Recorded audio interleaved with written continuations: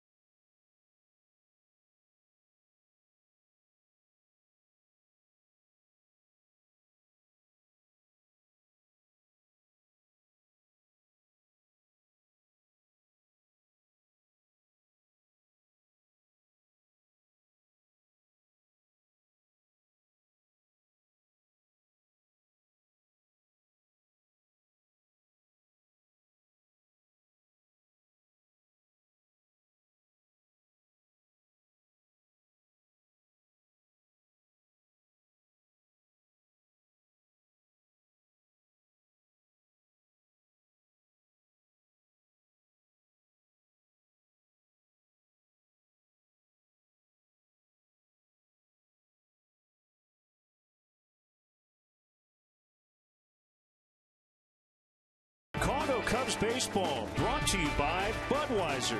Great times are waiting. Grab some Buds. Ford, manufacturers of America's best-selling brand. Check out our best-selling lineup at your local Ford store or online at localfordstores.com. And by Xfinity, your home for the most live sports. Chicago Cubs baseball in high definition on WGN TV is brought to you by Xfinity, your home for the most live sports. Let's check out the Cubs lineup brought to you by Mazda and the 2014 Mazda 3 with seamless connectivity. Bonifacio, Lake, and Rizzo will start things. Castro, good numbers against tonight's Pirates starter. Valbuena's in third. Nate Scherholtz is in right. He's tripled in each of the last 2 games. Chris Coughlin's in left. John Baker, the catcher, and the pitcher is Edwin Jackson. Pirates defensively this evening. Should be more work for the guys on the infield than the outfield. Charlie Morton on the mound. So it's Marte McCutcheon and Travis Snyder, who was added late to the lineup tonight. Neil Walker scratched. Josh Harrison, who was originally going to play right field, moves in for Walker at second. He's got Mercer on the other side of him at short. Alvarez and Davis have the corners. Chris Stewart behind the plate tonight for Charlie Morton. And Charlie is 2-7.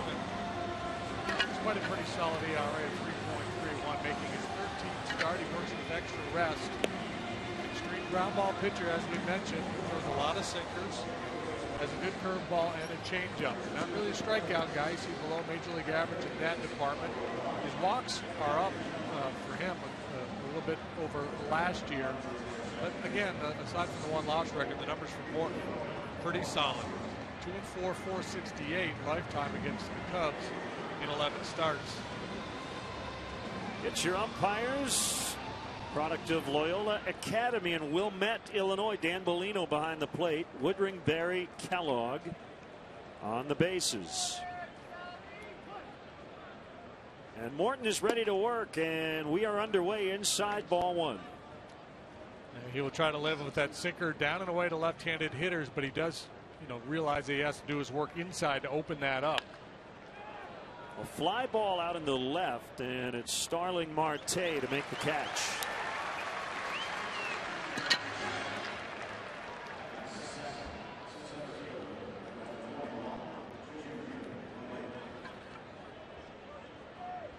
It's actually been, what's today, June 9th, right? It's been a full week since Morton has pitched, and sometimes there's a concern with a sinker ball over that much rest that it may be a little too strong and not have the good action on the sinker.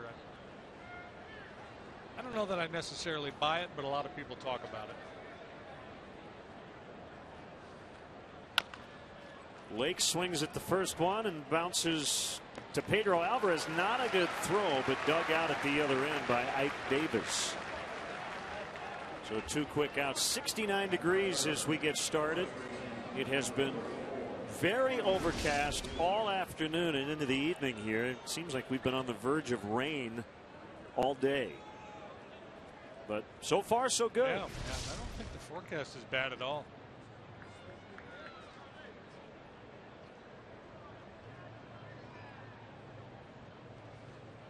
Now Anthony Rizzo's hit 4 homers over his last 8 games as the Pirates put on a big pull shift on the infield.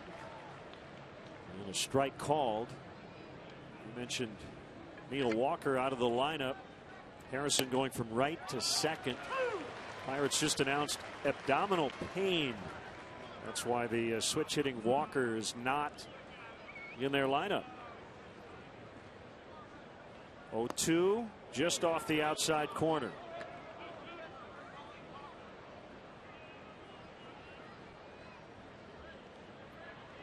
Cubs have not won a road series in their last 14 tries, dating back to last year. Swing and a miss. Morton makes very quick work of the Cubs. A 1-2-3 top of the first.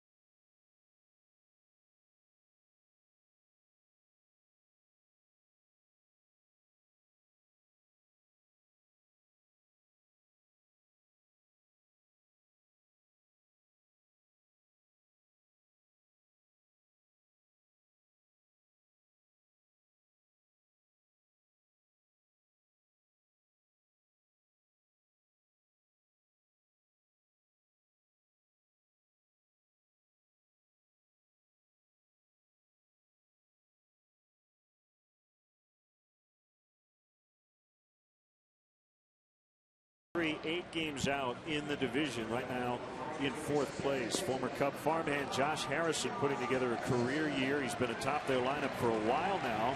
Snyder in for Walker and playing right, with Harrison moving to second. McCutchen, Ike Davis, a former Met, Pedro Alvarez, 3 homers his last 2 games against the Cubs.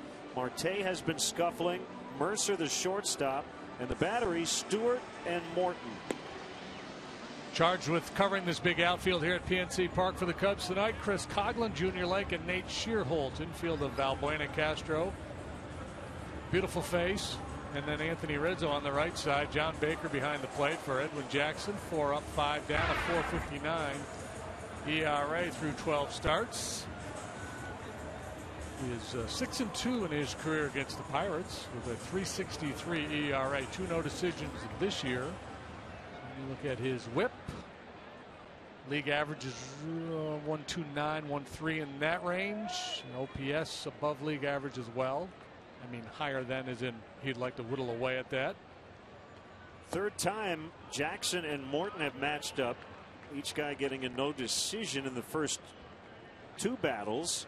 Morton needed just 7 pitches in the top of this inning. We'll see if Jackson can match him. Inside on Harrison, and it's 2-0. Edwin can be a ground ball pitcher too, not to the extent that Morton is.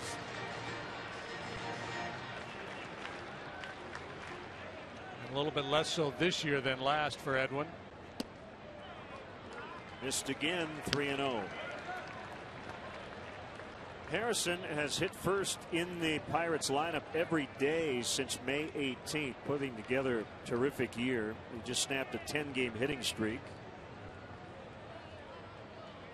And the 3-0 is inside, ball 4.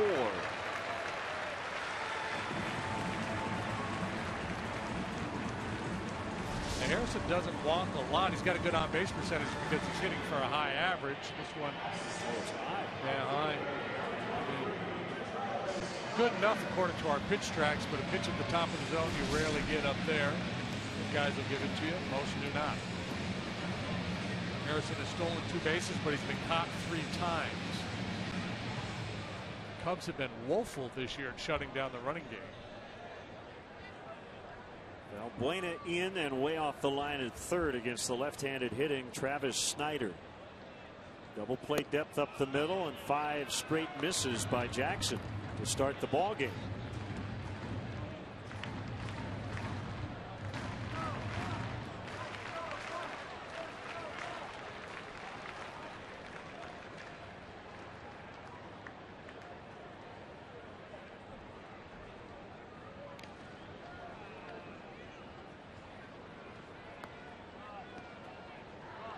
Now Harrison wants to do a little manicuring of that dirt where he gets his lead off of first. Always wary of the guy who gets inserted into the lineup late like Snyder did tonight. For whatever reason, it seems like they tend to have big games.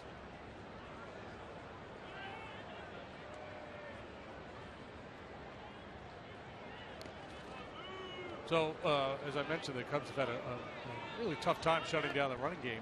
As a matter of fact, Jeff Samardzija is the only starting pitcher who has been able to have a base runner thrown out while he's on the mound. I don't think the verbiage there was really clean, but I think you get the idea. Yeah, that's any other starter other than Jeff Samardzija on the mound, there has not been a caught stealing. I did not know that.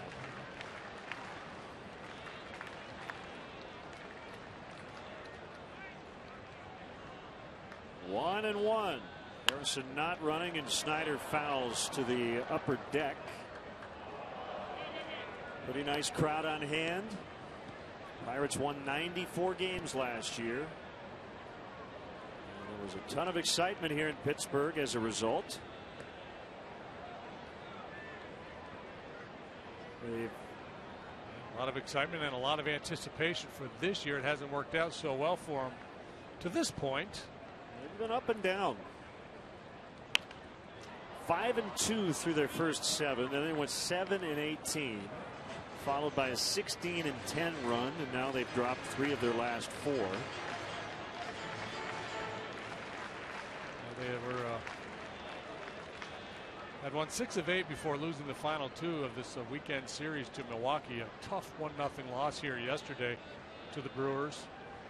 Russell Martin got ejected. Clint Hurdle got ejected. Swing and a miss. Strike 3 for the first out.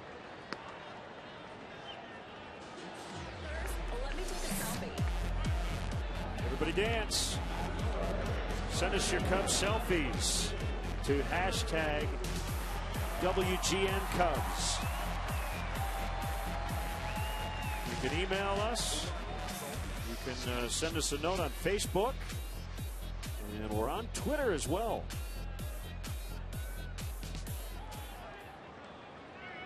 Here's last year's MVP, Andrew McCutchen. He's put up the same numbers this year in terms of his OPS, 913. Going into tonight, 911 last year. Steady as she goes. Line drive hitter. He walks as much as he strikes out. He's got power. He's got speed. And he's 10 out of 23 against Jackson.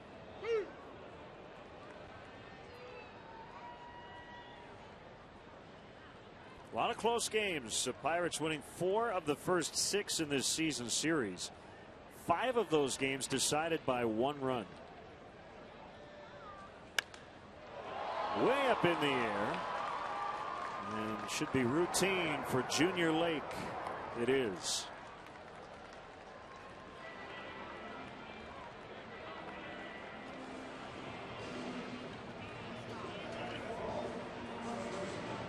It'll bring up Ike Davis, trying to snap an 0 for 20. They got Davis from the Mets on April 18th. Their opening day first baseman was Travis Ishikawa, but he got cut a few weeks into the season.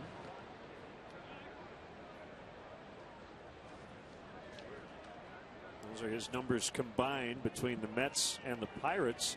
8 of his RBIs have come on a couple of grand slams. 1 for the Mets and 1 for the Pirates, both coming in April.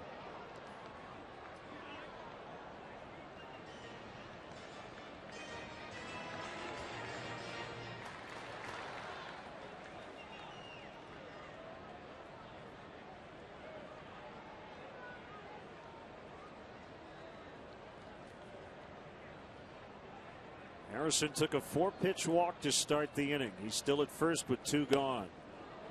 And it's 0-2 on Davis.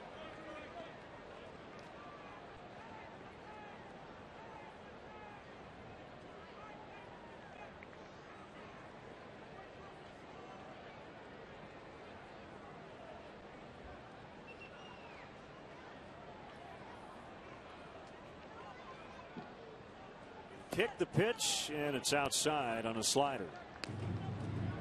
A little backdoor slider there for Edwin. Usually with left-handers, if he's trying to finish them off, he'll try to bury that slider down. And well, that was the intent. You saw Baker slide over there. He just missed his spot. And Davis will live to see another pitch. He's a patient hitter.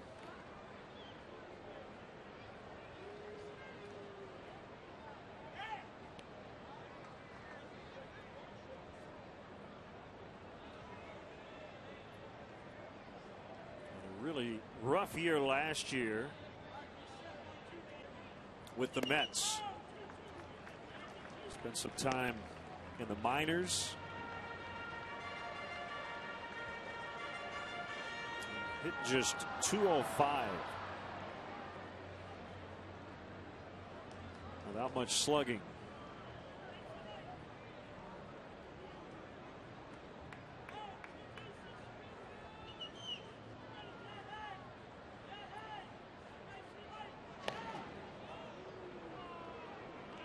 His first 2 years in New York, very productive. High on base, high slugging, pretty good numbers across the board, then dropped off significantly in 2012, hit just .227, then the .205. Len mentioned last year. Swing and a miss to end the inning. So the leadoff walk, no problem for Jackson. He works around it.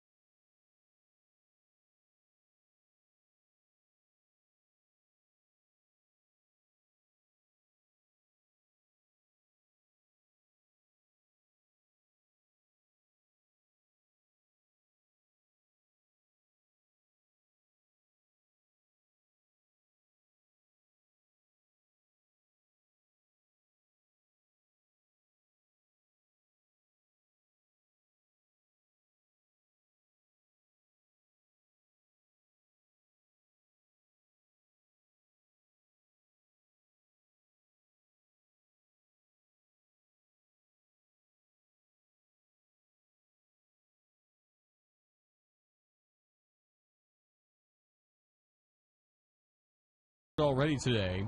Still looking for that first home run at Reagan Field as the fastball misses inside. It's 2-0. 19 homers, though, for him. Leads the Southern League, and he, as I mentioned earlier, leads basically everything in Southern League batting categories, including categories led. Here's a swing and a drive. That's deep to left field, and Chris Bryant has homered in Jacksonville. A solo shot. Great call by Roger Hoover, the voice of the Jacksonville Suns. You see what Chris Bryant has done at Double-A. And the Pirates talking about Gregory Polanco, who is tearing up Triple-A and could be here very soon. By the way, Bryant just named the Southern League Player of the Week for the second consecutive week and the third time since May. And we're just into June. He had .417 last week with a .917 slugging percentage. And yes, there's a reason he's smiling. 2-1, 3 pitches in already on Starlin Castro. Charlie Morton works fast. Bouncer to third. Alvarez throws to first in plenty of time.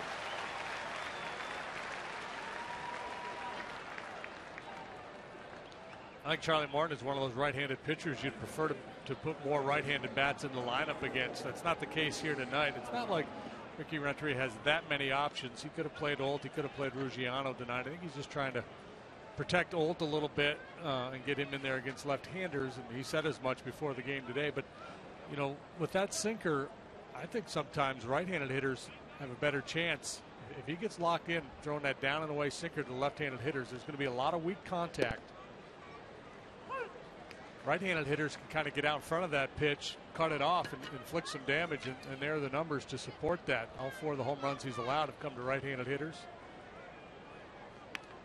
Bunted down the third base line. Alvarez will just have to eat it. So against the shift, Luis Valbuena with a bunt single.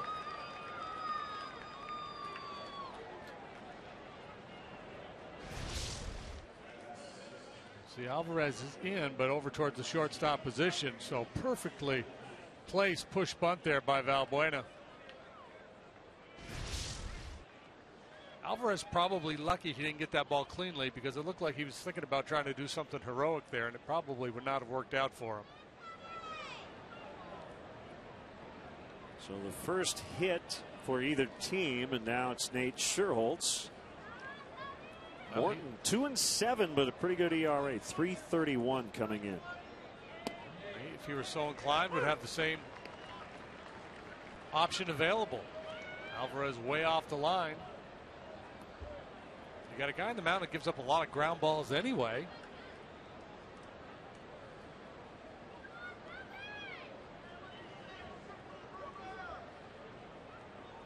One strike on Sherholtz. Here's a pitch. Pulls it foul.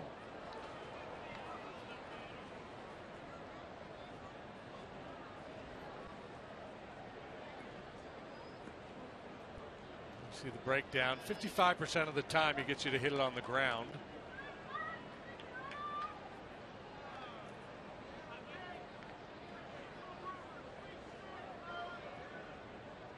Those were raw numbers, not percentages. Yeah, so about what, 2 out of every 3 outs would be ground balls. Yeah. 1-2. Now with 2 strikes, they're shifting again here. They're a little more. But the linebackers are overloading the strong side of the field here.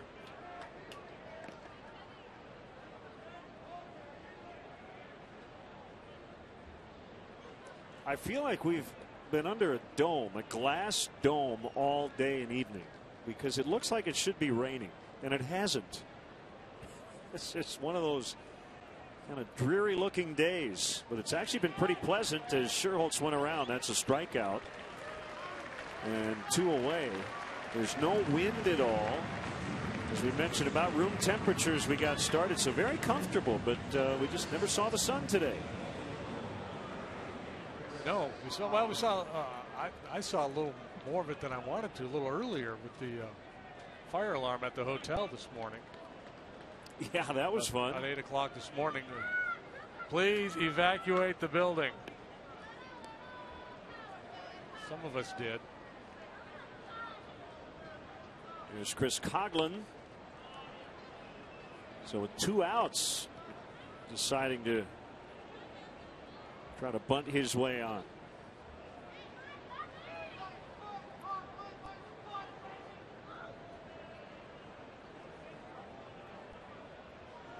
I thought my clock alarm was way too loud or something. Yeah, that guy, that recording got my attention. was incessant. And the guy you empathize the most with, or sympathize the most with, is Chris Bosio with a bad knee. He's having to walk down 22 flights of stairs. Inside corner, it's a strike.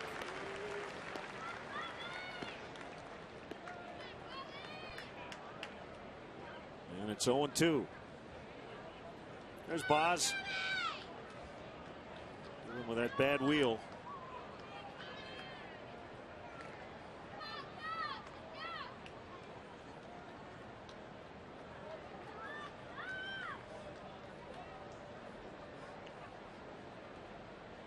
Pirates hoping Charlie Morton can kind of get on a bit of a roll here. Their starting pitching is a big reason why they're struggling this year.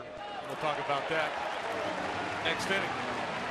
3 strikeouts early for Morton as Coughlin makes his case.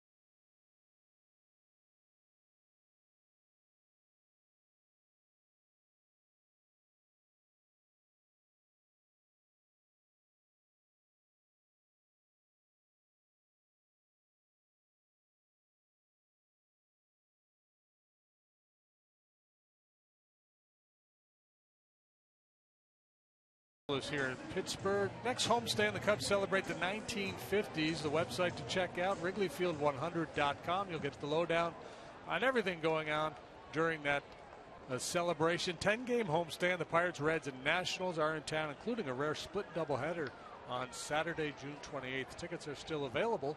Cubs.com to purchase your seats. Great look across the Allegheny. In downtown Pittsburgh, we are scoreless. Pirates batting against Edwin Jackson. Leadoff walk in the first, but no runs. And ball one. And Pedro Alvarez. 3 homers over the final 2 games of the last series between these two teams. On the 10th of April, hit a game-winning 3-run shot off James Russell. The 1-0's lined, and it scoots past Castro for a base hit. He swings and misses a lot, but when he hits it, he tends to hit it awfully hard. Has tremendous power. This one, he just throws that top hand through there. Rifles that line drive beyond the reach of Castro. So back-to-back innings, the Pirates have a leadoff man reach. It's time on their first hit of the night, and it'll bring up Starling Marte, scuffling. 0 for his last 23. Recently missed 4 consecutive starts. Got back in the lineup yesterday against Milwaukee. And he tried to bunt at that pitch, and I think it did hit the bat.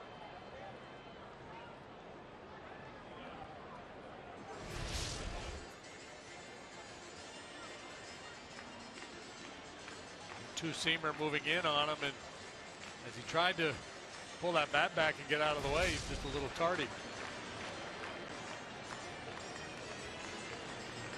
Well, you know, and bunting is a part of his game. He's a speedy guy, but sometimes that's an indication of a hitter who's just not seeing the ball very well. Don't trust their swing.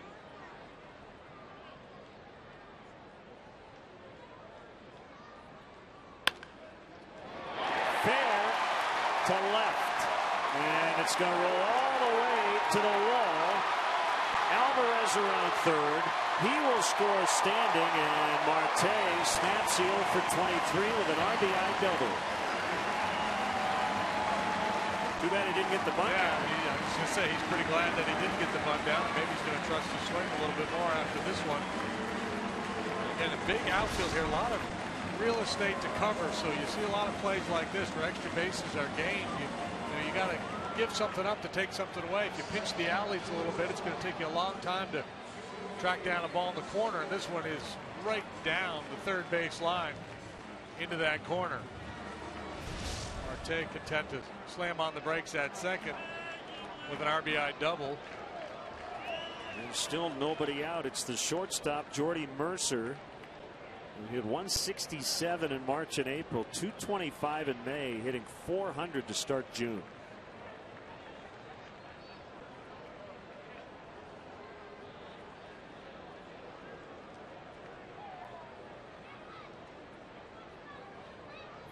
Four here, 3 at Philadelphia, and then we head to Miami next week for 3 there. In this long stretch of road games.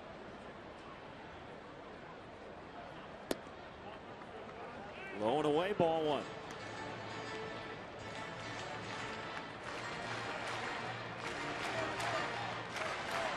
We showed you earlier the numbers for Gregory Polanco, who was a right fielder at AAA, and all kinds of talk around these parts about if and when he'll be brought up to the majors to try to help out this offense.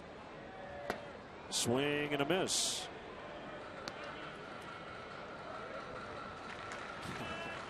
Well, and I alluded to this last half. You know, they want to see Polanco up here, hoping that they can boost their offense. Their offense is 9th in the league in runs scored, which is exactly where they finished last year. It's the starting pitching in particular that's been the issue for the Pirates.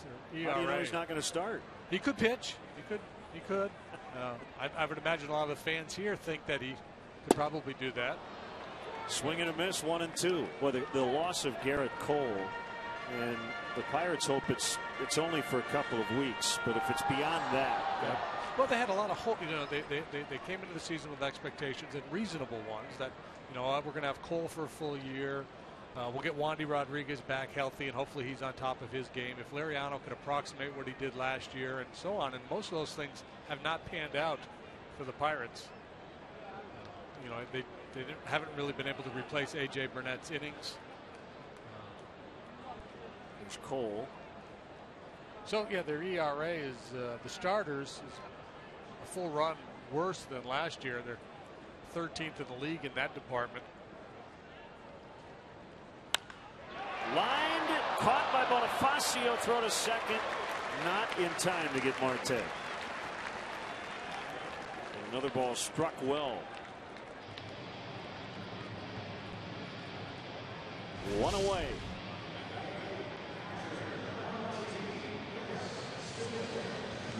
Mercer doing the right thing, trying to hit the ball the other way and hit it with authority, and it doesn't work out for him.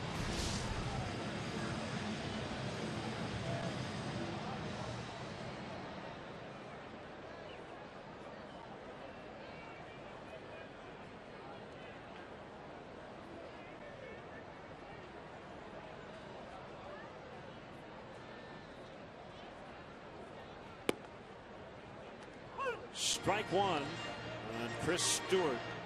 To start for Russell Martin tonight.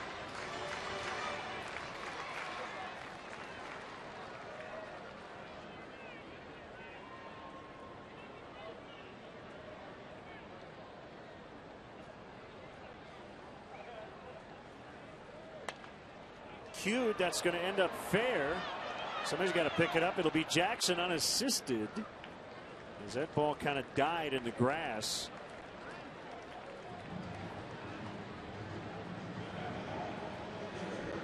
Hey, Cub fans, make sure you check out Len and JD's baseball blog at WGNTV.com. Sponsored by Jeff Vukovich, your nationwide insurance agent, serving the area for 36 years. To join the nation, contact Jeff at jeffvuk.com. Nationwide is on your side. Now Morton, who's only dangerous in that he has a bat in his hands, but he's 0 for 17 with 11 strikeouts and a career .079 hitter. So we always leave wiggle room there, but the numbers would say otherwise. Yeah, and so you shorten up, you really shorten up in the outfield. You can justify playing even more shallow than the Cubs are. He's not going to hit one over your head out there.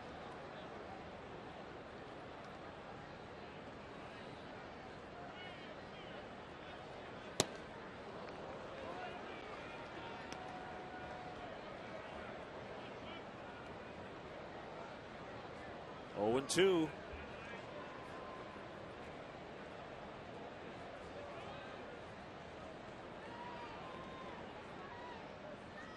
Oh, and 3. So Jackson with his third strikeout, but the Pirates strike first. It's 1-0.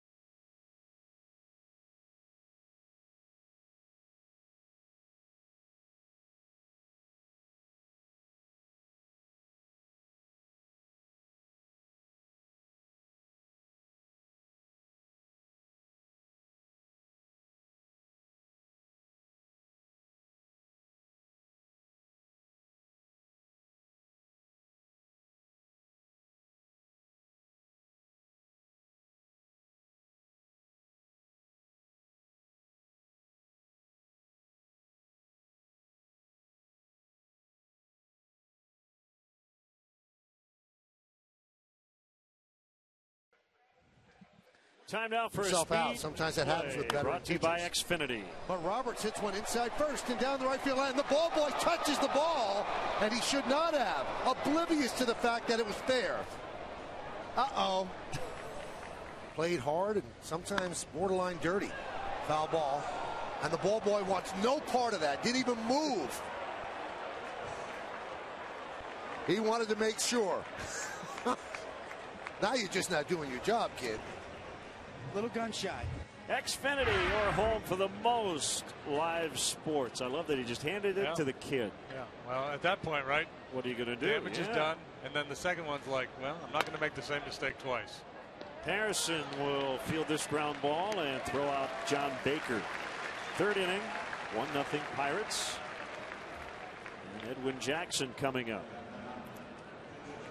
So I see, I haven't pieced it all together, but I see Manny Machado has issued an apology to his teammates, coaching staff, the Orioles, and the A's. And to my fans for the way I acted, he told Masson Network, that's not the way we play baseball around here, referring to a bizarre weekend for Machado against the A's that culminated in a bat throwing situation that got him ejected from the game yesterday.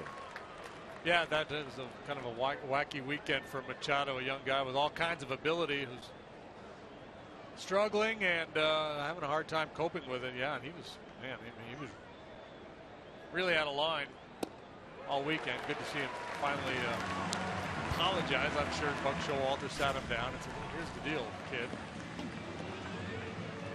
So it looked like Fernando Abad was throwing at him. That's the first one. Now watch the next one. Yeah, the pitch is in the glove and then the bat goes flying. And Gary Thorne, the TV voice of the Orioles, said right off the bat, he said that was meant for the pitcher. And it sure looked that way. Yeah, now this was after the incident earlier where Machado had been tagged by Josh Donaldson, the third baseman, and Machado thought it was too aggressive of a tag, and so Donaldson was drilled. I guess was it the day before, or 2 days before? That was Friday. Friday. Yeah. And yesterday in another blowout, it all kind of got ugly. A lot of calls for Machado to be suspended, and I would not be surprised if he were. This piece by Joe Sheehan today said the story had been all along the incredible maturity of Machado. Now it's all about the immaturity. Said it really says more about us than it does about him. And maybe, maybe he's right. We're quick to praise young kids right off the bat for being so mature, and then something like that happens. They go, oh, he's so immature. It's like, just take a breath. Yeah. Well, and last year he put up really good numbers. This year he is not. So he's frustrated. It's showing. Close, but they got him at first. Morton settling in 1-0. He leads in the third.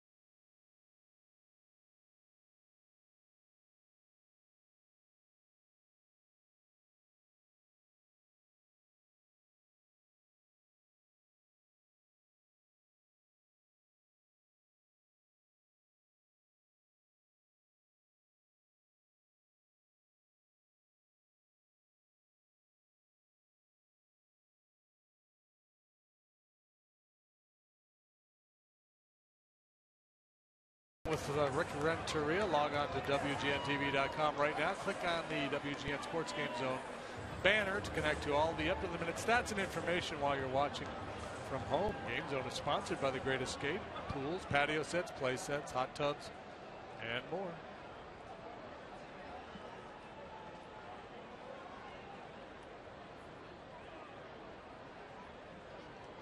Top of the order, second time through for Jackson. And a slider strike.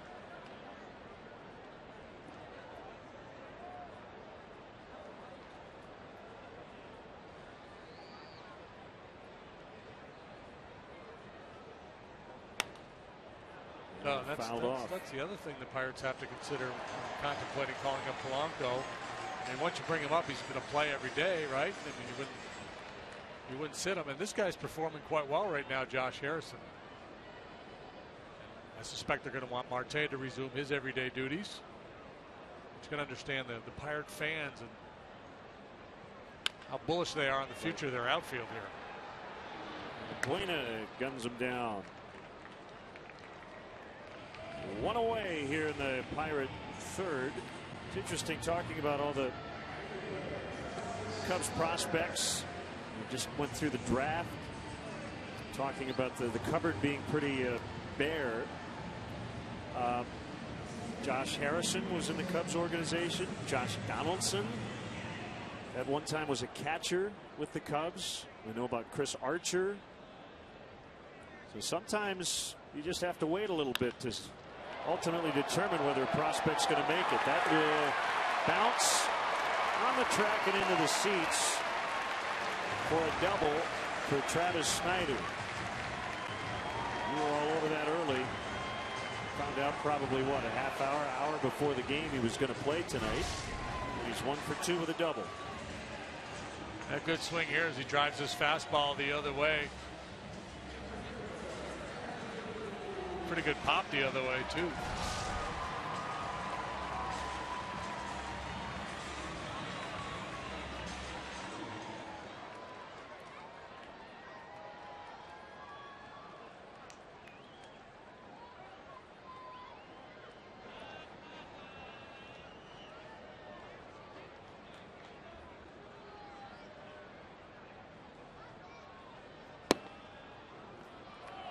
I mean, I guess in an ideal world, you wouldn't have to make any trades.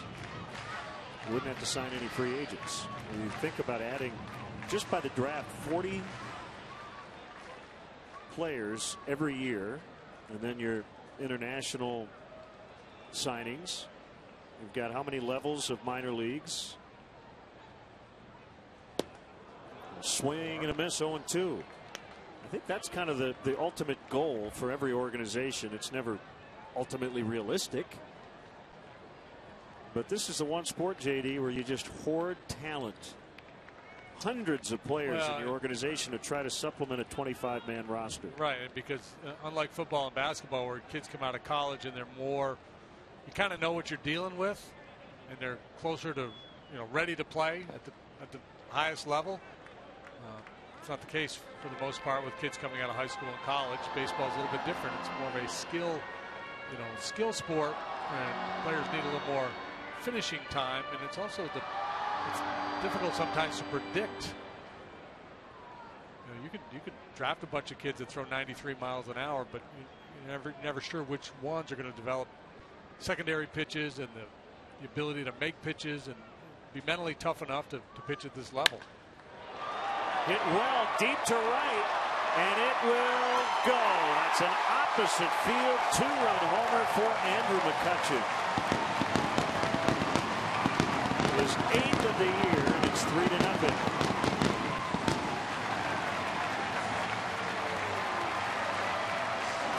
Well, not really surprising to see McCutchen do good things against Edwin Jackson. He was batting .435 against Edwin coming into play here this evening.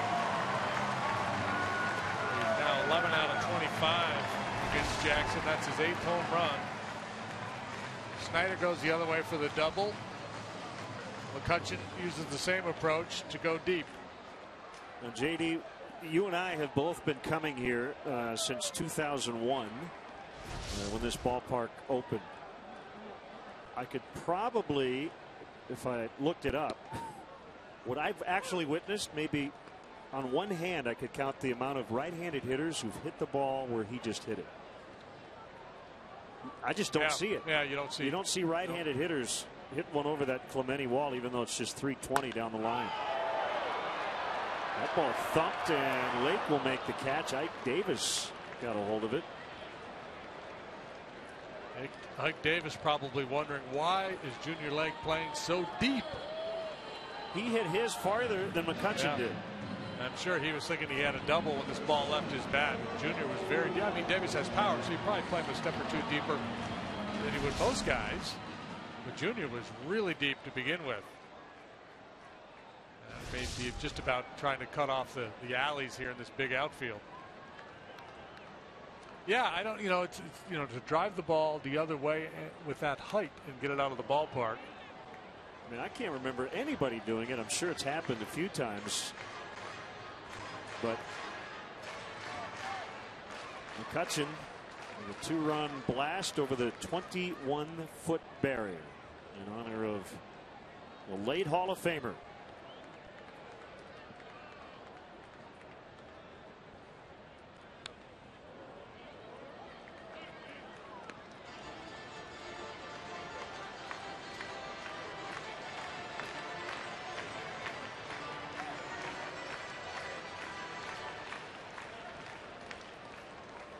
I know we've seen a lot of outs at about the 405 distance, right in front of the 410 in deep left center. And that's the funky thing about baseball. You can hit one 330 feet and it can be a home run like the one McCutchen just hit.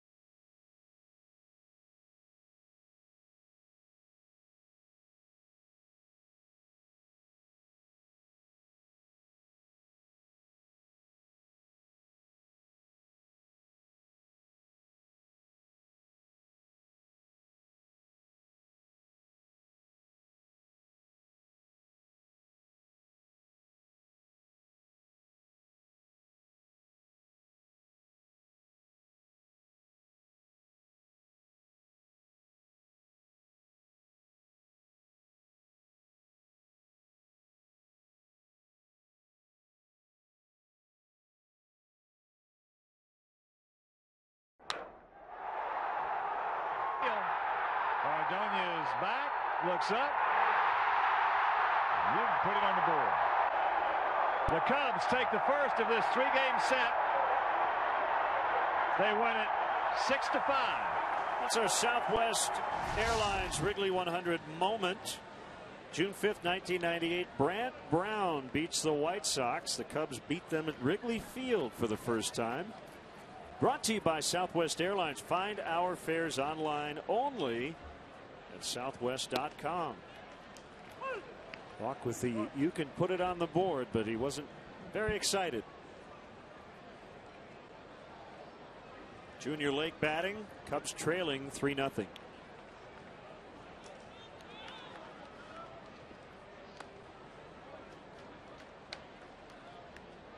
No, I thought Hawk reserved that for just Sox home runs, but apparently it's a matter of inflection and whether you punch it with the yes. I think it kind of morphed into just the Sox, because I don't remember hearing him do that before. I'm sure he has.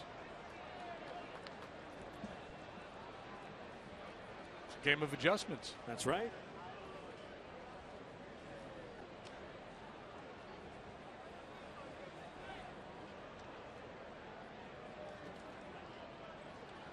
We've been talking a lot about Charlie Morton's sinker. He's not a one-trick pony, though. He's got a pretty good breaking ball there, and he's used it effectively tonight. That's a chase pitch for Junior, so nice to see him disregard that one.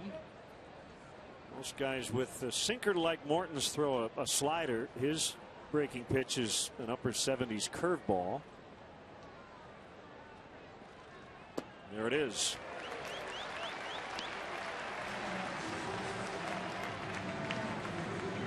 Hey, the party of the century continues next homestand with a celebration of the 1950s on Friday, June 20th. The Pirates are in Chicago, and the first 10,000 fans at the ballpark will receive an Ernie Banks bobblehead presented by Giordano's. This is number 5 of 10 special Wrigley Field Friday bobblehead giveaways. Tickets at every level are available, so visit Cubs.com today.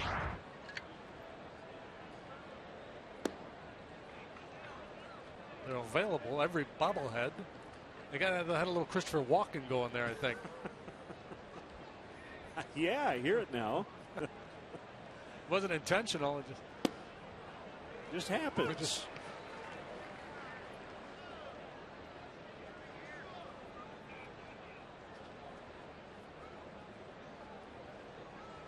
One. Rizzo pops into center. McCutchen with his arms out saying, I got it, and he's got it.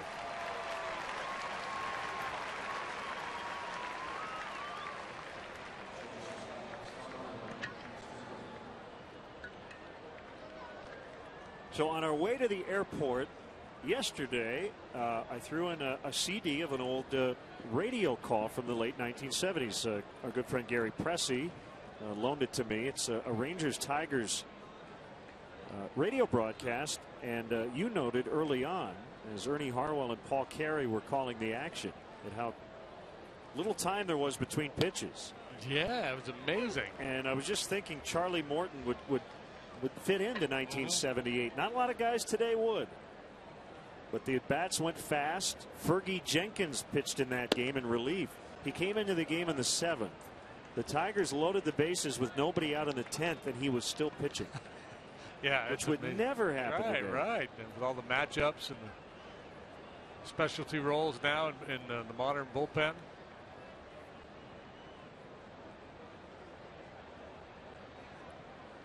The 1-1 on Castro. He is low. It's 2-1.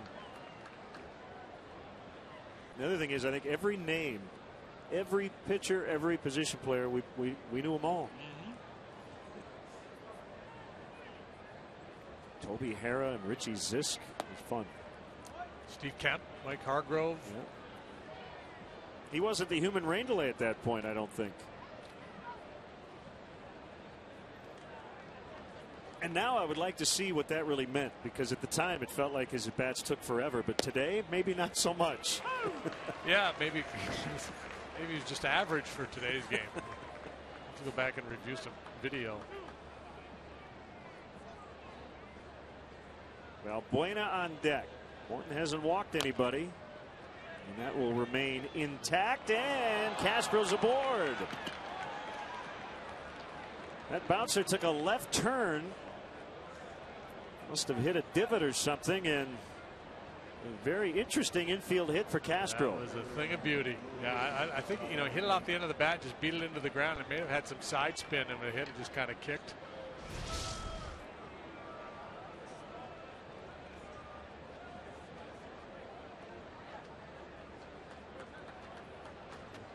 Morton was looking at Stewart to see whether he was going to come out and try to make a play on it. Whoa. Where are you going?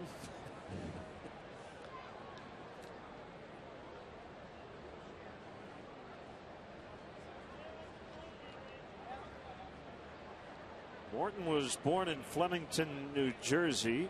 Went to high school in Reading, Connecticut. It's off the plate inside on Valbuena. Morton came up with the Braves, drafted in the 3rd round, 2002.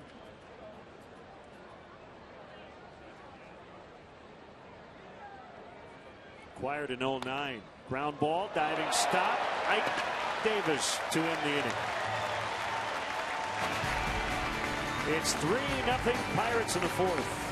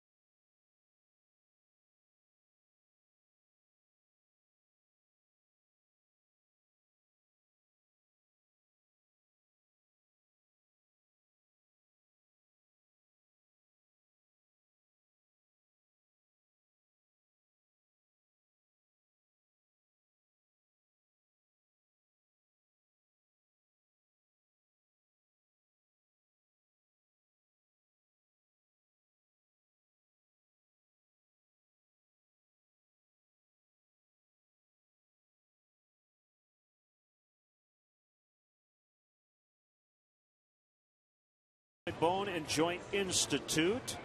You see the disabled list. Ryan Sweeney reporting to Kane County as we speak. Illinois Bone and Joint Institute, helping you move better so you could live better. Visit ibji.com.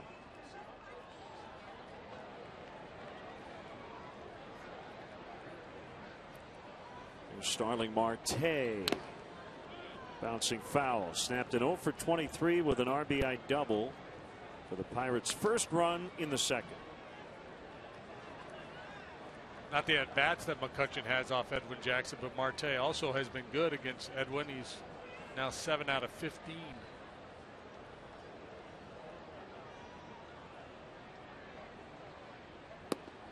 There you go.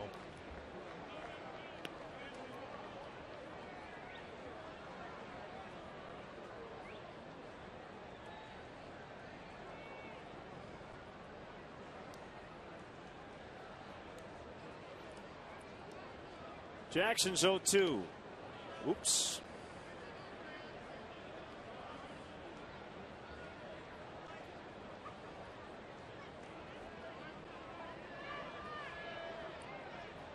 Mentioned the A's earlier. Their run differential right now is plus 128. According to stats, the last team with this big a spread this early on, the New York Yankees in 1998 when they won 114. FYI. Yeah, pretty good baseball being played out there in the Bay Area. Giants, meanwhile, are on a pace to win 108. They're 42-21. Leading the National League West by 9.5. Story in the Wall Street Journal today talking about Cubs and their run differential and how that the Bill James Pythagorean theorem of baseball would argue that the Cubs should be a lot better off than they are given their run differential. I think their playoff odds are kind of interesting. ESPN does the playoff odds. The Cubs 13.1% chance to make the postseason. Now, you'd say based on their record that seems high, but they're only -9 going into tonight. Yeah, that's where that playoff odd odds number comes from, I believe, is the run differential that drives that. So they're almost as high as the Red Sox and the Yankees, who are at 14.1 and 15.3%, respectively. And the Rays, 1.1%. They called in a medicine man at the Trop to try to change their fortunes. And it rained outside. Didn't help them. They still lost today. They dropped 13 out of 14 as Mercer strikes out. 3-0 to the Mariners today. Second straight shutout.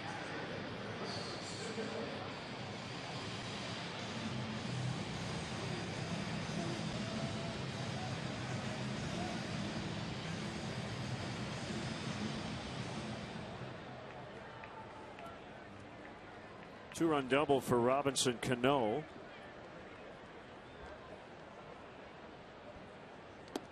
And that Mariners win. So if you take that run differential and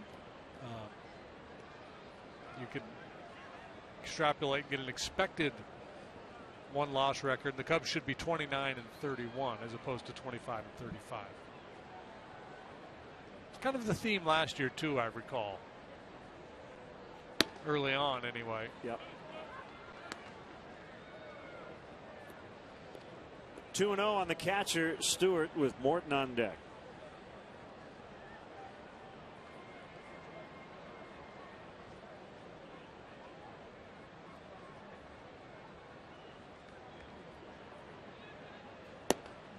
Now 2-1. Usually there's pretty good correlation between that run differential stat and postseason play. Teams with the best run differentials generally are the teams that play in the postseason. Not always, but usually. There's always, or occasionally, an outlier. The Orioles a couple of years ago won all those one-run and extra inning games. Lake coming on along with Scherholtz. It'll be the center fielder to take it. Still 3-0 Pittsburgh.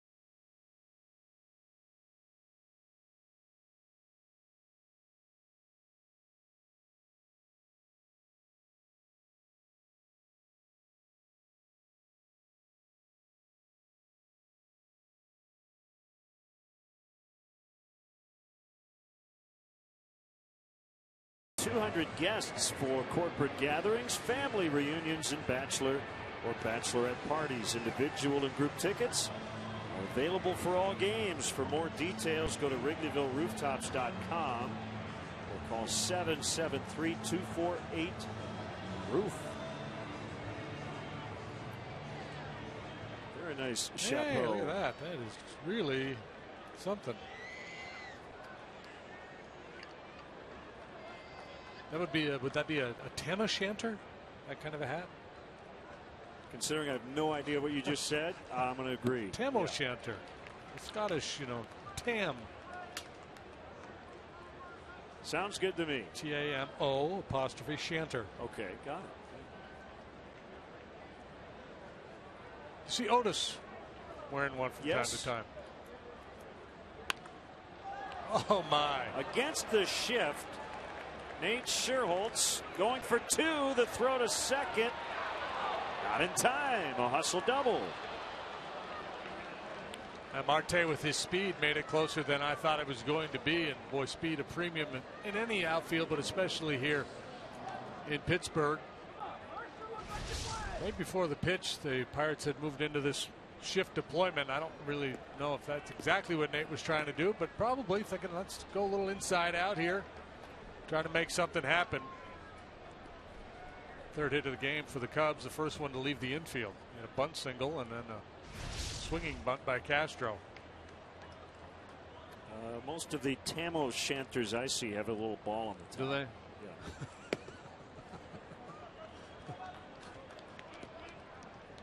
But instead of the ball on the top, he's got a Cub logo. Yeah, maybe the little ball on top is what makes it a Tam O'Shanter. Maybe that's just a Shanter. You might have just found a Cub sticker and slapped it on the hat.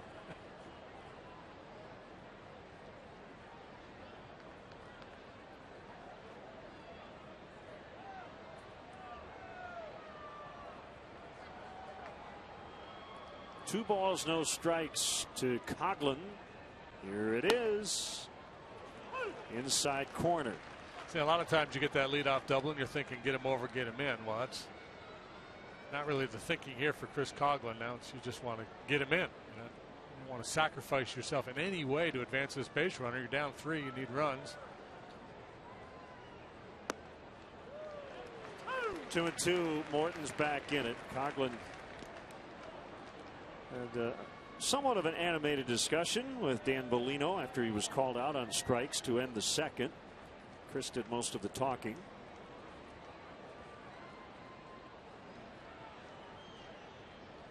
At the end of the day, if you hit a ground ball to the right side and Nate gets over to third base, you're good with that, but you're hoping for more, and he settles for less. Well, the beauty of YouTube. What do you got? The human rain delay. Mike Hargrove. Let's go back probably to the 80s.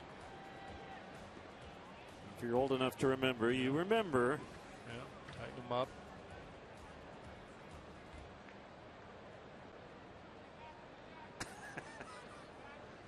And then Chuck Knobloch, when he came along, Nobby had a whole lot going on. Nomar, remember Nomar? He had all his. Yeah. Jeter a little bit.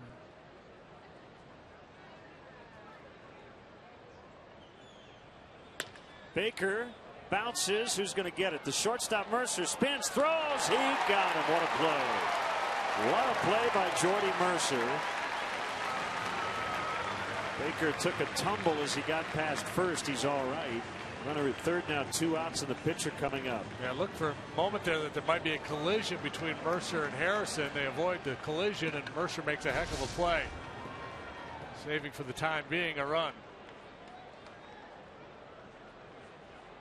Obviously, that's a much, I wouldn't say easier, less difficult play for the shortstop. If Harrison gets it, he's going away from first base. Yeah, I don't think Harrison is. If he gloves that ball, I don't think he makes the play.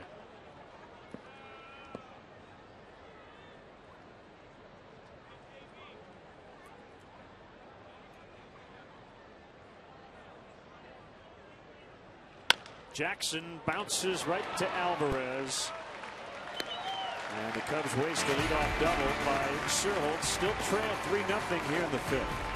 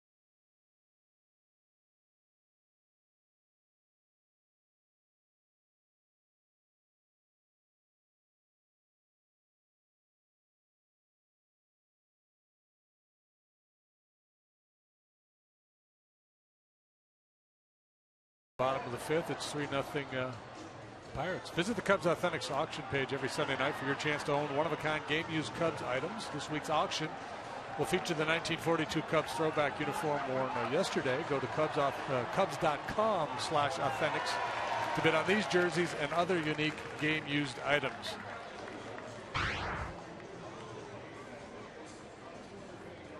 Not much happening for the Cubs offensively. They had a pretty good opportunity in the top of this inning as Nate Sherholtz doubled to start it.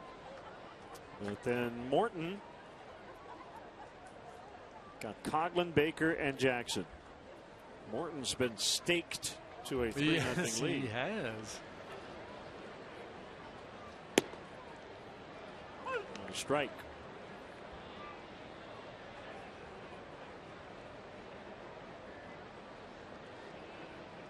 Charlie was dispatched rather quickly last time. Jackson just threw fastballs right by him.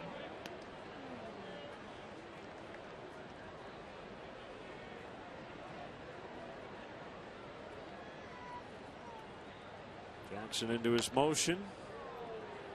Bounced foul behind the dish.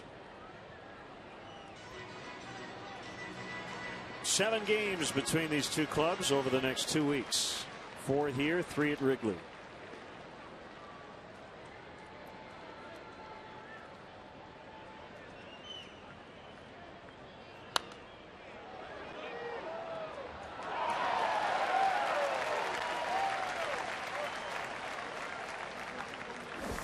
As we look ahead, got to take out a lease on our hotel rooms here in Pittsburgh. We'll be here a while. We'll be in Pennsylvania actually all week, and then off to Miami. With a swinging bunt, that ball is going to roll foul.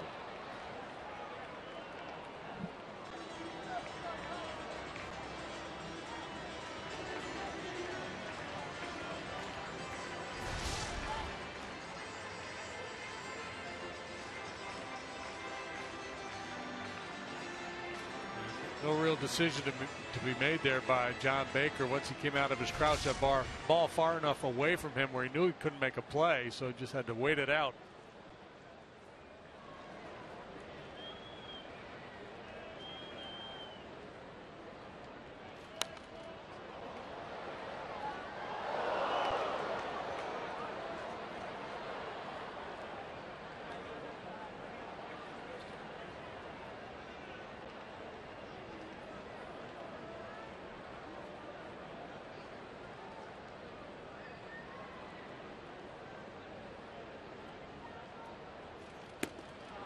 Time he gets him.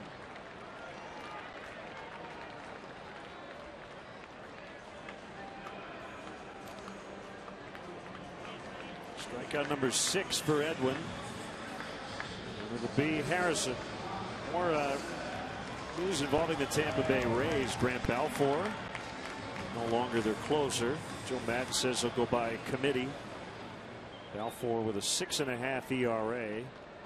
Also, Alex Cobb is going to endorse the new padded pitcher's cap insert. Remember, a year ago, he got hit by a line drive near his ear. So he's going to endorse the IsoBlocks padded insert. According to ESPN.com.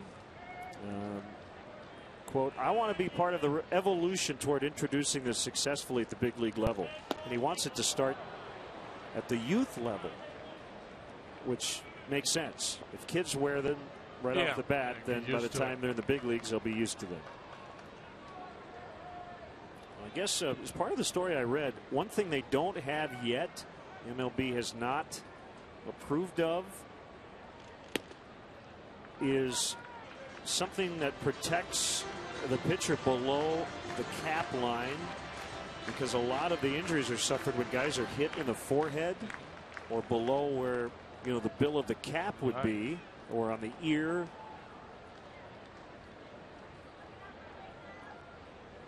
Well, I guess first things first.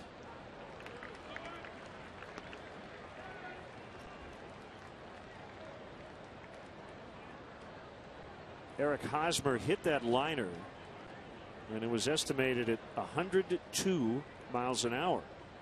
So coming back faster than it was pitched.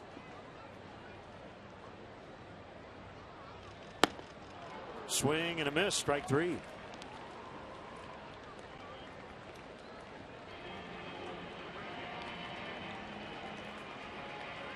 I don't know when, but there will be a point where I think every pitcher will be wearing it.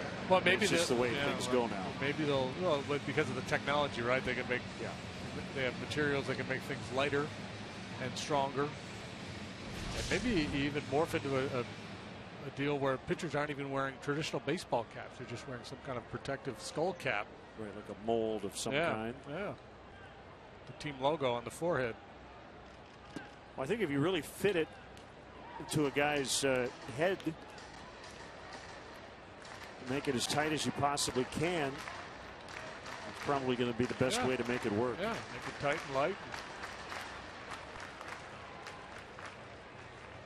Guys are still going to get hit, and they're still going to get injured, but you're trying to avoid the skull fractures and obviously the concussions.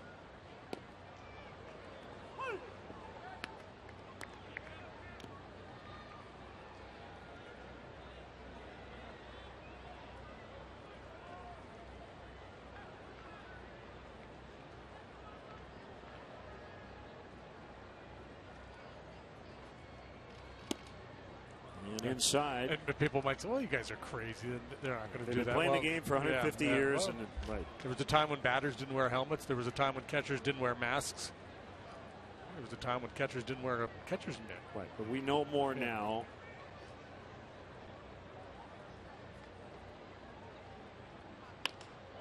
Lined into left center, and Snyder's 2 for 3. Keeps the inning alive for McCutchen.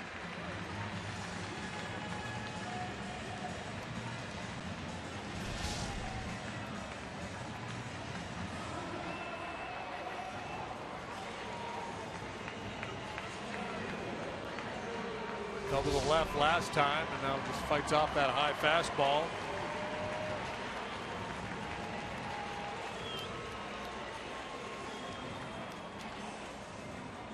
I just think ultimately, JD, you have to look at it like if it were your kid, if it were your child, how would you want him or her to be protected?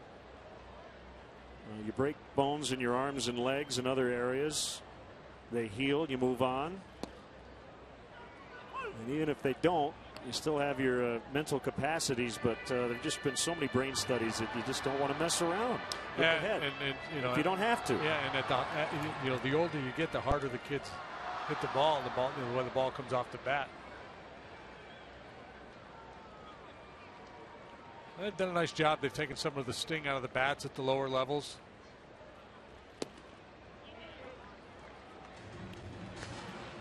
McCutchen with a 2-run homer. This made it 3-0. Don't see too many right-handed hitters hit it over the Clemente wall. And he just got it out.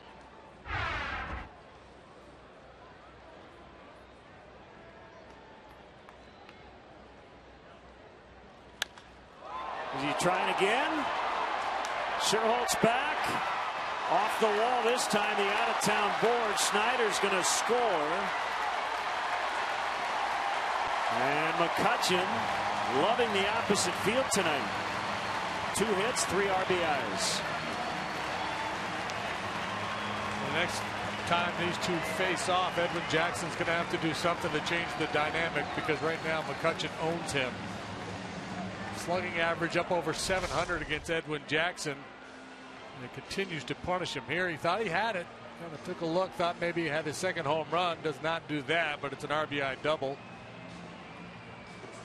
It's been kind of a weird night for Edwin. He's got swing and miss stuff. He's got good strikeout numbers. He's only walked the 1, but there's been a lot of hard contact.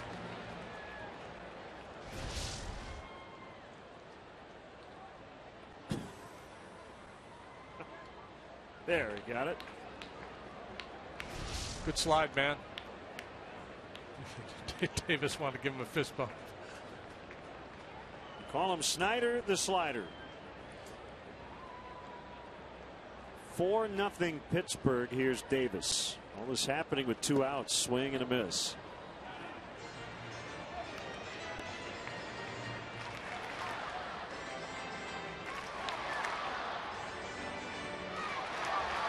Yeah, I'm not saying Edwin needs to stick one in McCutcheon's ribs, but you know, something up and in, just push him off the plate, get his attention a little bit. 12 for 26, 3 homers, and a ton of slugging, as you mentioned. 1-1.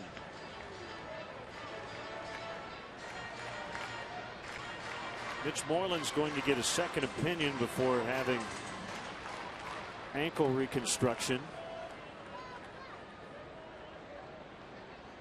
Rangers have been just devastated by injuries.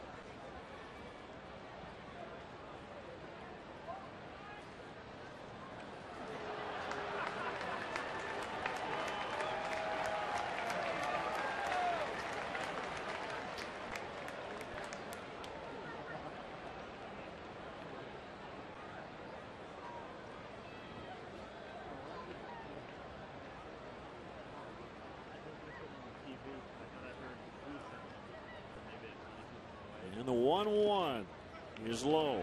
Yanks and Royals rained out tonight. It was the last scheduled game in Kansas City between the Yankees and Royals, so we'll have to figure out a common open date later in the season.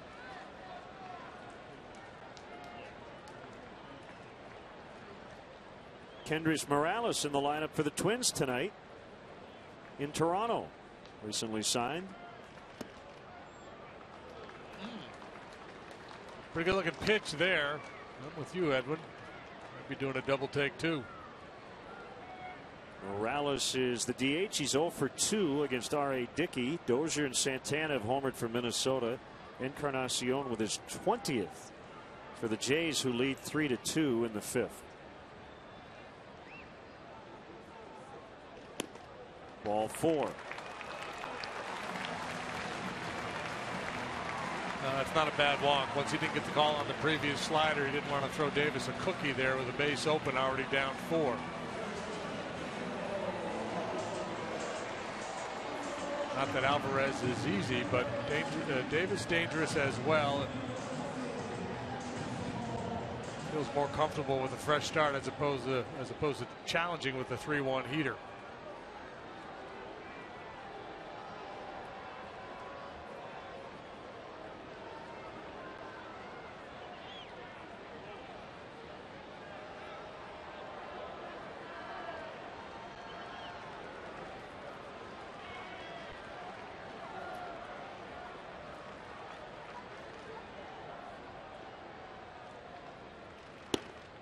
Cubs haven't really been able to do anything against Charlie Morton tonight.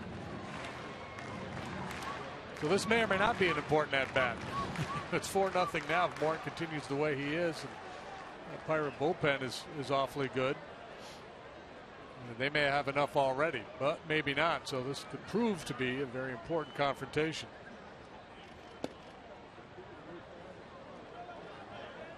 Missed his spot, didn't get the call. Dan Bellino hearing it from the Cubs dugout.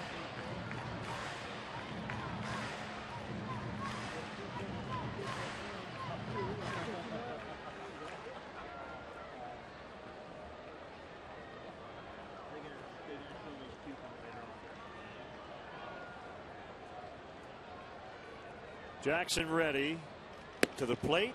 Swing and a miss. A high fastball. 1-2.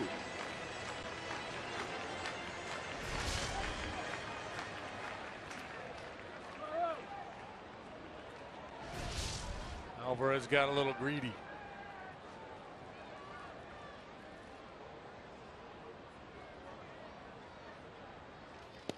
Swing and a drop. Third strike. Inning is over. McCutcheon with the RBI double. This was not pretty, but everything else the Pirates have done tonight has worked out.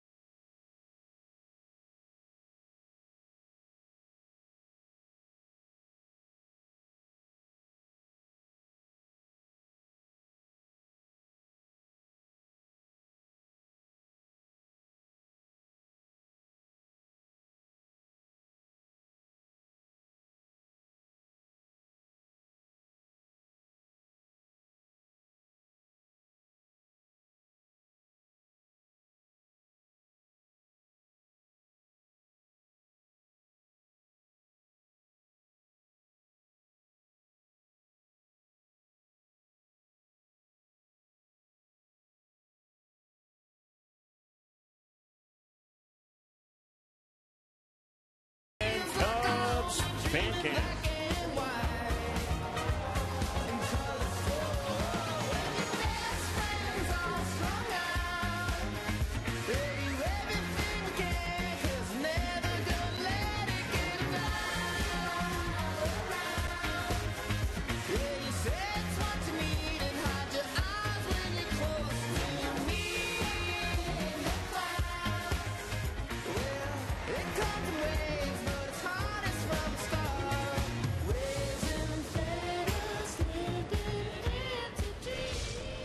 Best Friend by Foster the People.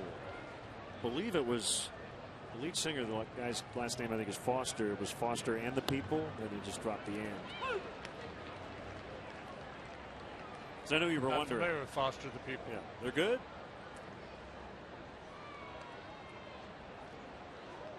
One strike on the Cubs leadoff man Bonifacio. Now 1-1.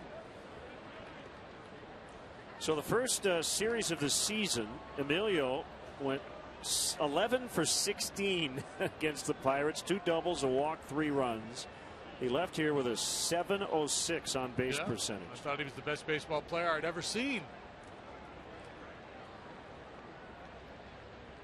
Coming off a 3-hit game yesterday against the Marlins, he has flied to left and grounded to the pitcher.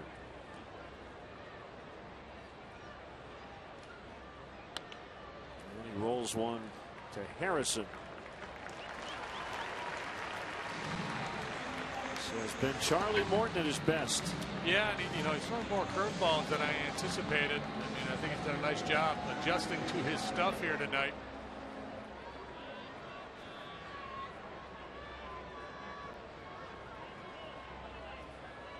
Starts with that splitter grip, that split change grip.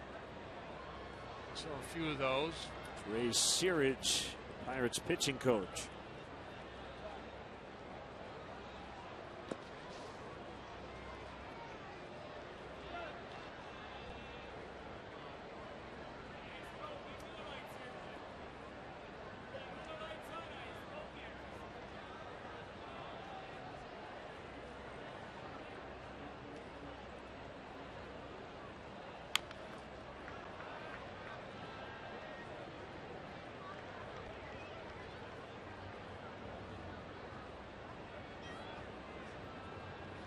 Travis Wood and Francisco Liriano tomorrow night. Jason Hamill, Brandon Compton Wednesday, and then Jeff Samardzija and Edinson Volquez on Thursday. We'll have that game on WGN 6 Central. That's Jake Arrieta on the left. Really good yesterday. Pop down the right field line, foul territory. Davis gives it a run, but he will come up short. Cubs baseball is brought to you by Budweiser, the official beer of Major League Baseball. Great times are waiting. Grab some Buds.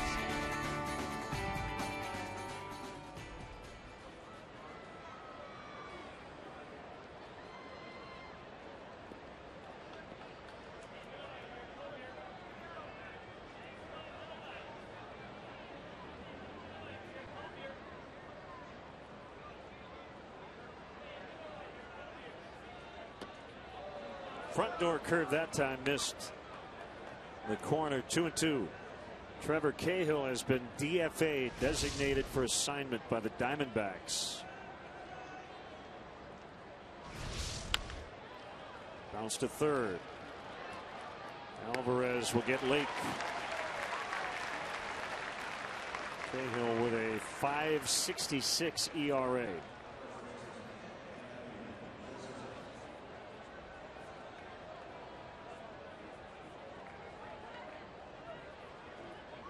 Kadire is on the disabled list.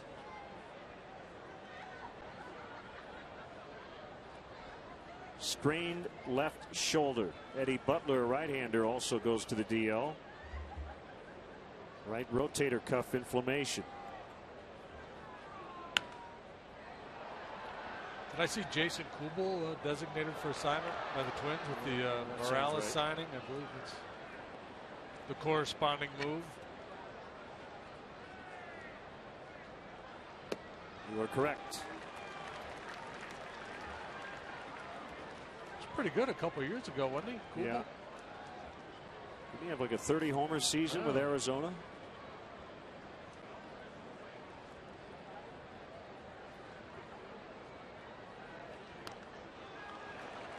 Frustrating 2012, night. yeah. 30 and 90. It's going to say frustrating night here for the Cub hitters. Martin's done a real nice job. He's not giving them much to swing at.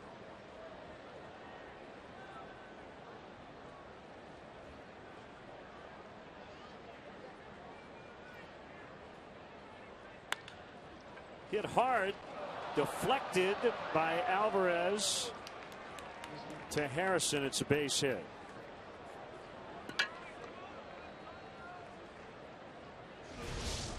This ball hit pretty hard. Backdoor breaker that Rizzo gets on top of.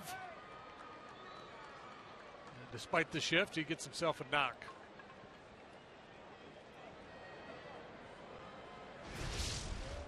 The Rockies note Carlos Gonzalez will have finger surgery.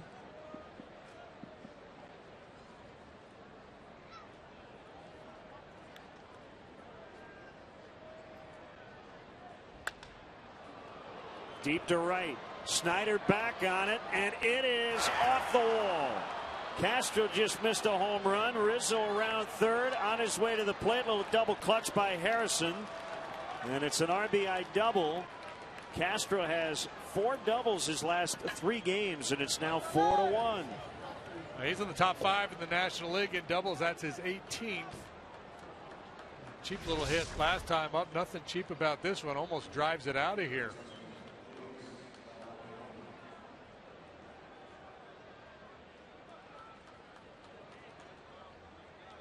Snyder gets turned the wrong way, has to try to make a late adjustment. Had he gotten back there, he would have been able to make a play on that ball. Not an easy play by any stretch.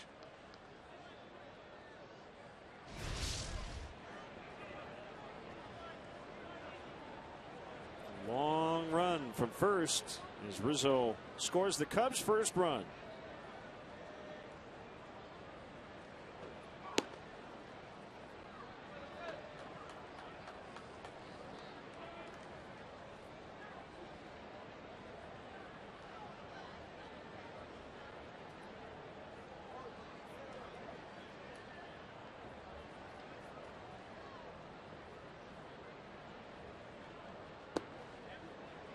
The outside. 1 ball, 1 strike. Jeff Locke replacing Cole in the Pirates rotation was really good yesterday. It was kind of a mystery last year. Was an all-star and then really dropped off in the second half. He gave up 1 run in 7 innings and suffered a 1-0 defeat to the Brewers. There's Locke.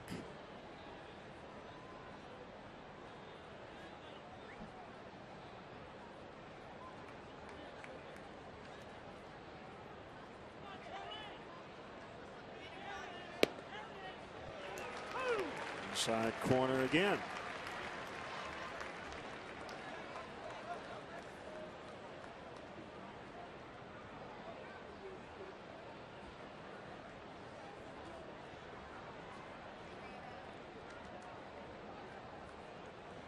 Morton has hit both the outside and inside edges in this at bat. Let's see where he goes now. In and down on the curve. That has been his bread and butter tonight. Cubs get 1. It's 4-1.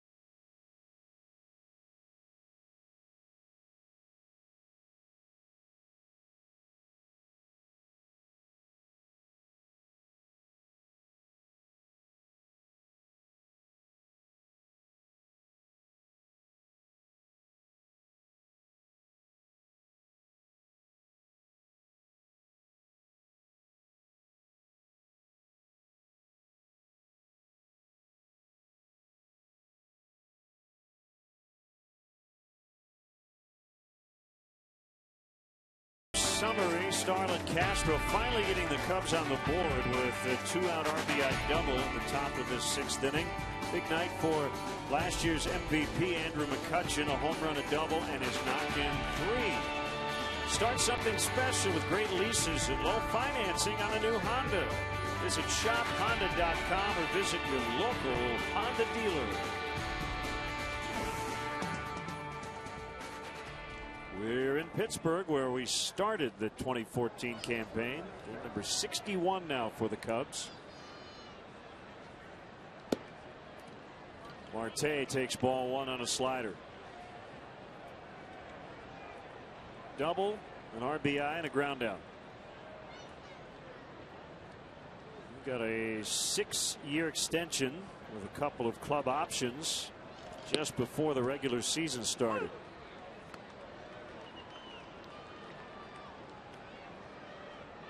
To borrow a phrase from Cubs president of baseball operations Theo Epstein, progress is not always linear. In fact, it rarely is. Marte has gone through a big time slump.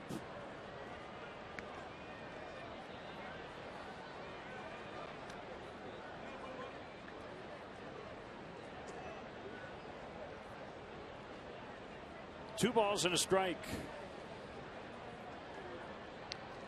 Everybody slumps. How you respond to the slump is the key. He has responded tonight for sure. He's got 2 hits. Both have been hit pretty hard. An old adage, it's a true measure of a man is how far he bounces after he hits bottom. Yep. Something like that. I'm not saying Marte hit bottom or anything like that, but he's in a pretty good funk.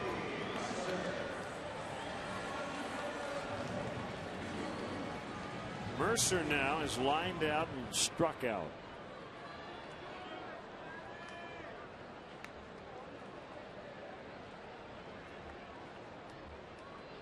Pittsburgh has always been a great baseball town, but it had been a really rough go for 2 decades. Last year, not only their first playoff berth since '92, their first winning season, snapping a streak of 20 straight losing campaigns. And after the season, Clint Hurdle was quoted saying the sustainability is what separates great organizations. So there was a lot of pressure on this club going into the season. Marte runs, he is safe. Good throw by Baker, but he just couldn't get it.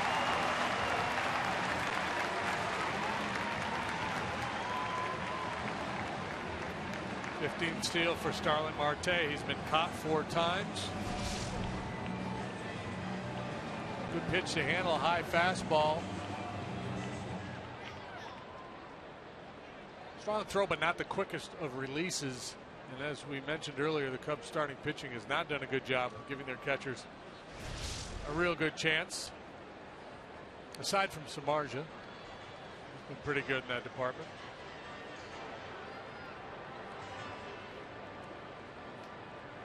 Yeah, well, and the Pirates, you know, regardless of how this year plays out, they are pretty well set up moving forward with a good core of young players. Marte, McCutchen, this Polanco kid that's on his way up. Setback this year with Jamison Tyon, their top pitching prospect, went down with Tommy John surgery. They kind of thought he could be this year's Garrett Cole and join the rotation mid-season and help maybe push them over the top. That's not going to happen this year.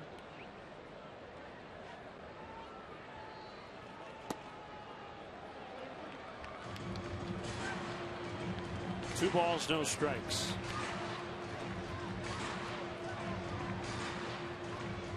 I will say this, and you know about this, it can be fleeting.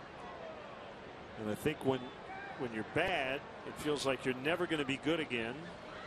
But the cycles of baseball say that you will be. It took the Pirates a lot longer than everybody thought. But then when you're good, it feels like you're always going to be good. Yeah. And I think that Clint Hurdle in particular really has stressed the process and not taking things for granted. That you don't just win 94 and you throw the bats out there starting spring training this year and win 94 because you did last year. A fly ball to right. Sherholtz coming over, and it's right off the ledge there, that sidewall. He kind of banged into it. Looks like he's all right. Yeah, and I don't know what the Pirates, this winter, who was in play for them in terms of free agents, what kind of money they were thinking of spending. But maybe if things don't turn around here this season, that's something they look back on and regret that they weren't a little bit more aggressive. A.J. Burnett kind of hung him out to dry, didn't he? Remember, he was talking about retiring and wasn't sure whether he was going to come back or not. And ultimately signed with the Phillies. I mentioned Wandy Rodriguez. That did not turn out the way either side wanted it to. Liriano has not been nearly as good.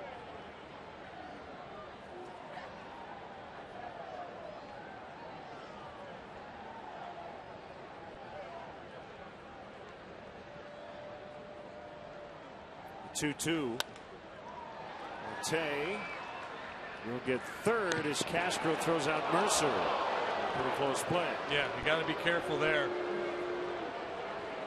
If you think you got to play on Marte, make the play. If not, I mean, all's well that ends well. He got his guy, but you got to be careful. Taking that look at Marte almost cost him at first base.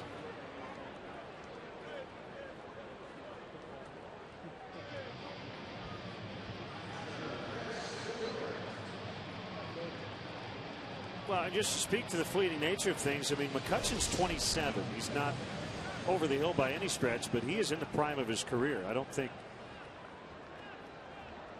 he goes to sleep at night thinking, wow, I wonder when we're going to be good again. I think he's saying this is our chance. Yeah, well, you got Neil Walker's 28. Yeah, that's what you want, right? A bunch of guys that are in their prime or entering their prime. Suicide squeeze. They've got Marte hung up here as Stewart missed the bunt. Ooh, that was close. Too many throws, but they finally get him. 3, 4, 5, 2, 1, 3, 4, 5, 6, 2, 5, 4, 3, 7, 8, 9, 2, 7, 6, 5 is how you score it. Jenny. I made that up, but that's what it felt like. Well, let's play along. Well, looked like a pitch out. They sniffed it out. There's 2 to 5 to 1 to 5 to 4 to 6.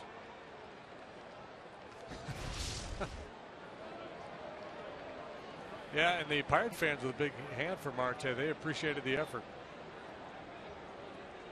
Reminds me, remember kids, we used to play hot box or pickle. Pickle is what we called it. You smash 2 soda cans, put them about 50 feet apart.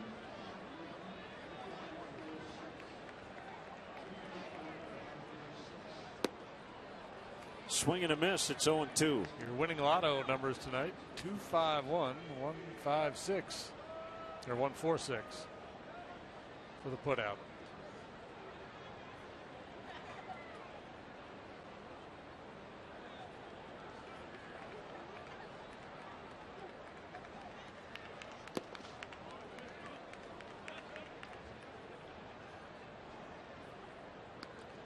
Good job sniffing this out here by Ricky Renteria.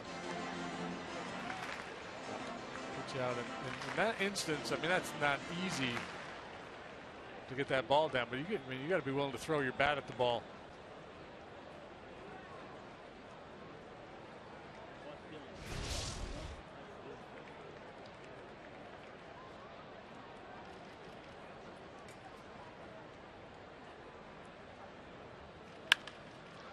Ground ball will be backhanded by Castro.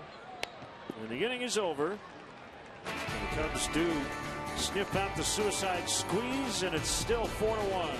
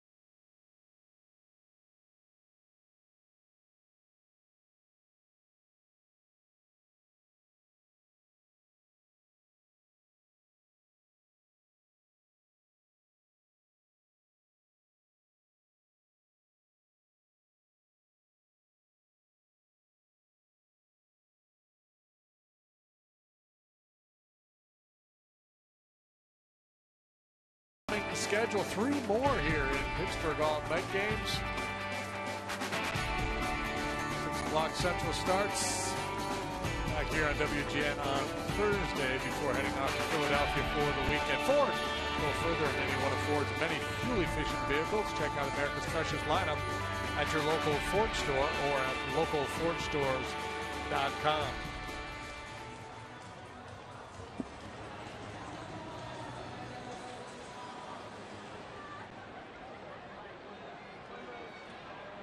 Seventh inning.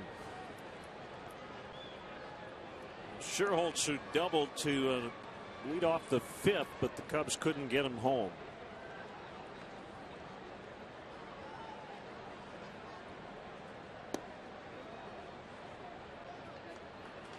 Morton has not been afraid to use the inner half tonight either against the left-handed hitters.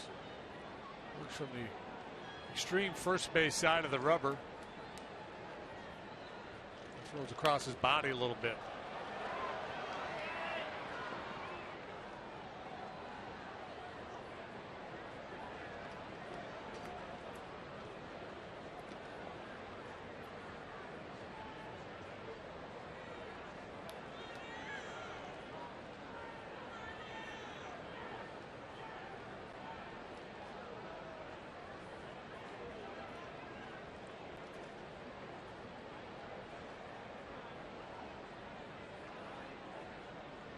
A 1-1.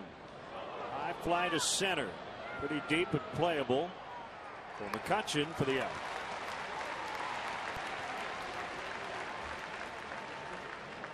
Here comes Coughlin, who has struck out both times.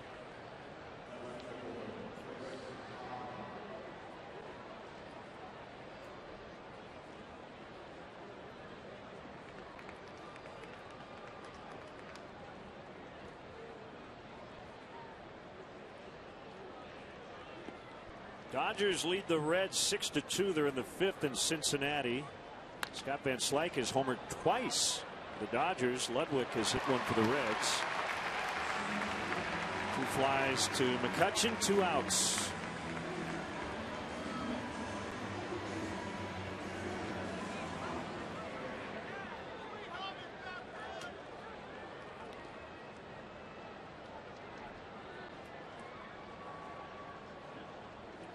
Pretty efficient, hasn't he? 76 pitches as he works here in the 7th.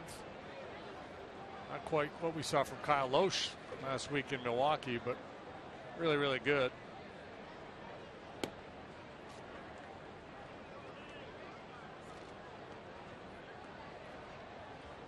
Orioles shutting out the Red Sox 3-0 in Baltimore as they play the 7th. Bud Norris has outpitched Jake Peavy to this point. Jones and Markakis have homered for the Orioles. Ground ball in the right.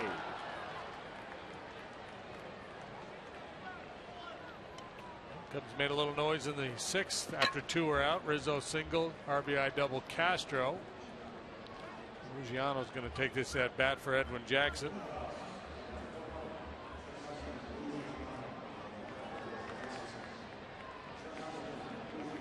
Well, there's some games in which Edwin has struggled, and you can pinpoint pretty obvious reasons why. But as you said, his stuff looked pretty good tonight. He struck out 8 in his 6 innings. But when he gave up contact, it usually was pretty hard contact. Yeah, I think just, maybe a little wild in the strike zone, a little up with some of his pitches. It wasn't like he was in bad counts all night. He wasn't struggling to throw strikes. Just made some mistakes out over the plate to the wrong guys. Again, with the success that Andrew McCutchen has had against him in his career, he's just going to have to try to change that up a little bit. I don't know, change his pitch pattern, knock him off the plate, do something the next time they hook up. That's a guy that's done the bulk of the damage. He's driven in 3 tonight. So it's a pinch hitter, Ruggiano, and a strike called on a sinker.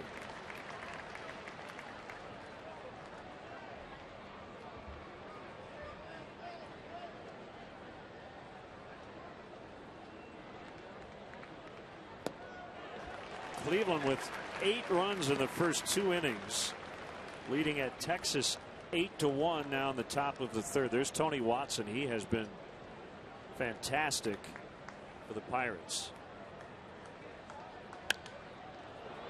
In the air, McCutchen right in front of Snyder, and they'll stretch here in Pittsburgh with the Pirates leading the Cubs 4-1.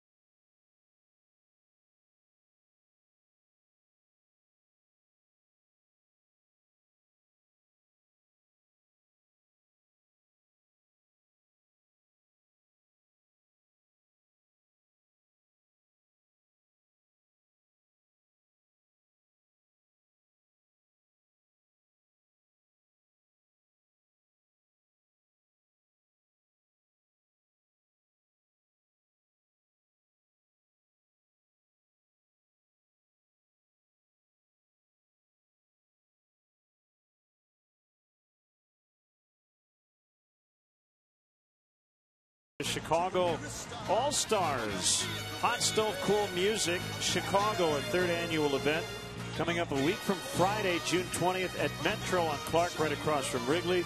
Got a 3:05 start against these Pirates, and then head on over to the concert and party. The doors open at 7:30, and we'll have music probably until midnight. Tom Morello, Jared Gummery, Gary Cleed, John Stirratt, Eddie Roser, Jimmy Chamberlain, Scott Lucas, many, many more. So come on out, metrochicago.com for tickets.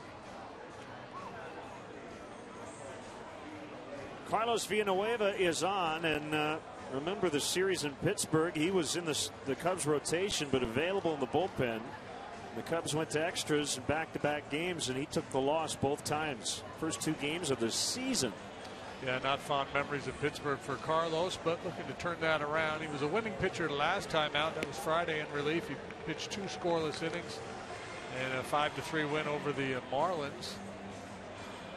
Working now with a 7.31 ERA. League hitting .365 against him. Jose Tabata will bat for Morton, who was terrific tonight. ERA down to 3.14. Jackson's now at 470 after his 6 innings, a 4-run ball. Morton gave up 6 hits but didn't walk anybody, struck out 7.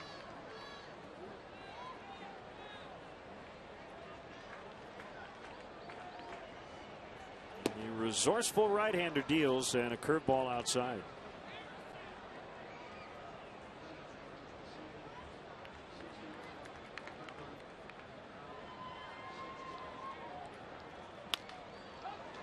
The ground, diving stop, Valbuena, and he got him. Rare rough day for the Cubs bullpen yesterday. 2-3 weeks prior to that, they've been outstanding. Quick reaction, layout, quickly to the feet for Valbuena. Carlos has got himself a quick out.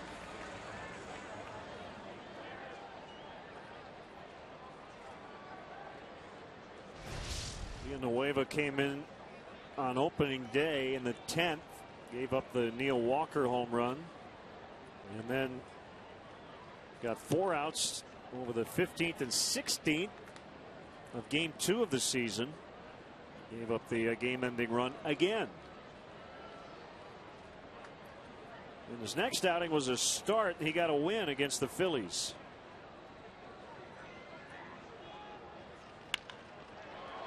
Diving stab, Castro. Left side of the infield with big plays here to help out the pitcher.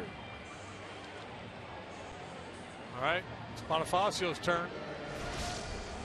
If he can lay out for one. No throw needed this time. Castro snares the line drive.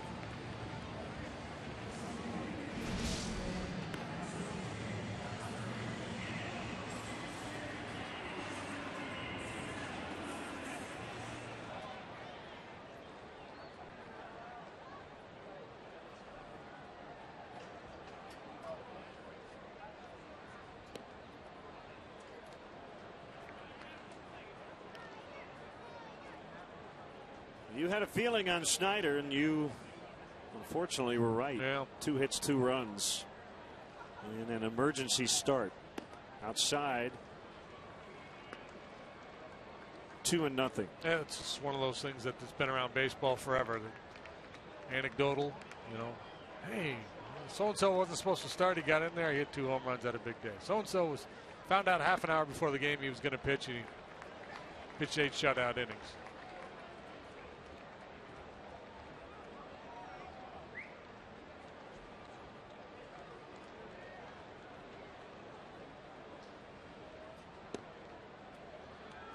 My guess is that there's probably nothing to it. That there's been plenty of guys that, you know, get thrown into the starting lineup late and go for 4 and punch out 3 times.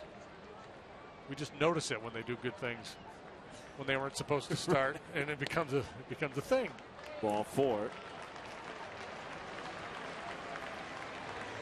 And I'm going to ask Clint tomorrow, and we should guess, how many pieces of gum does he chew on game day? What do you got for the over-under? We're going the whole day or first pitch shot? I'm guessing he's going double barrel. He's got 2 pieces of gum in at all times. Yeah. So I'd say 10. Is that light? I would go over on that. The way he chops on that gum, it might be every 20 minutes or so. You're going to say what, 15 to 20? I was going to go 12. Okay, we'll ask him. Do you ever see him when he's not chopping gum during the game?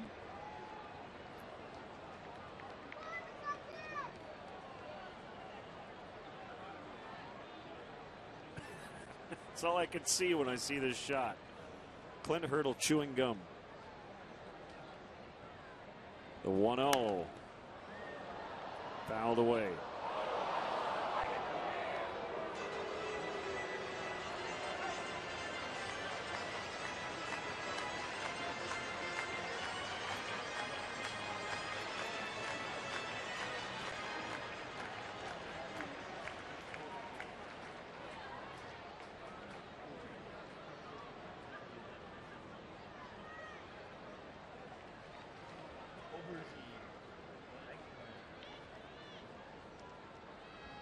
Pause before the pitch. Swing and a miss. 1-2.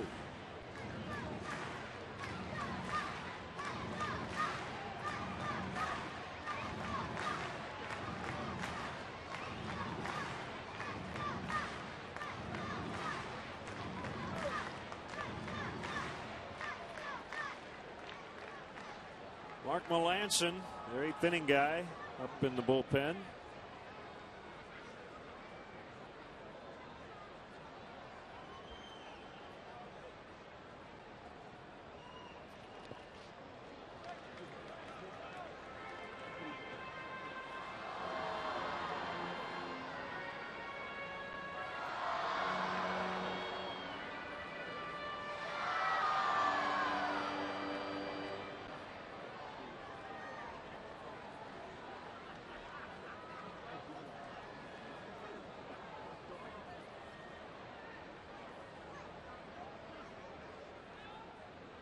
One in the second, 2 in the third, 1 in the fifth for the Pirates.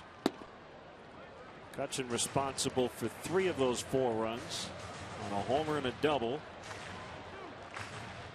Both off Edwin Jackson.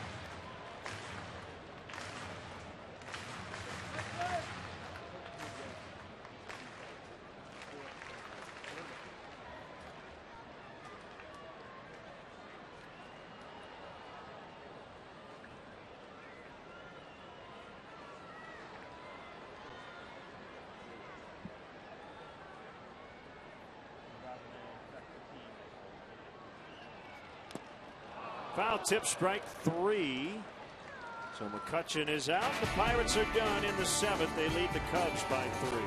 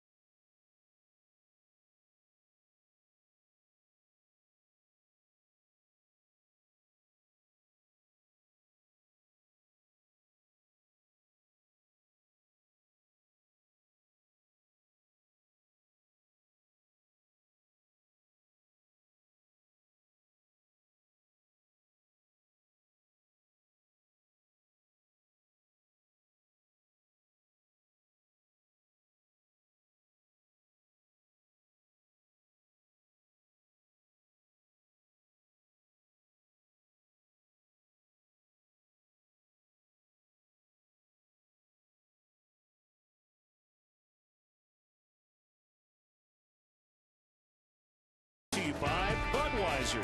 Great times are waiting. Grab some buds. Ford, manufacturers of America's best-selling brand. Check out our best-selling lineup at your local Ford store or online at localfordstores.com. And by Xfinity, your home for the most live sports. Cubs down to 3. Carlos Villanueva with a scoreless 7th, trying to keep the troops positive here late. Well, they got a tough challenge in front of them now, trying to beat this Pirate bullpen. Mark Melancon, the 8th inning guy, really good again this year. Maybe not quite as good as he was last year, but still sparkling numbers. 2.17 ERA, 181 batting average against. Walks plus hits, 0.83 whip, walks plus hits per innings pitched. Devastating cut fastball that just eats left-handed hitters alive. Good curveball. Throws hard. Colorado native, went to the University of Arizona in a first pitch strike. Bonifacio the batter.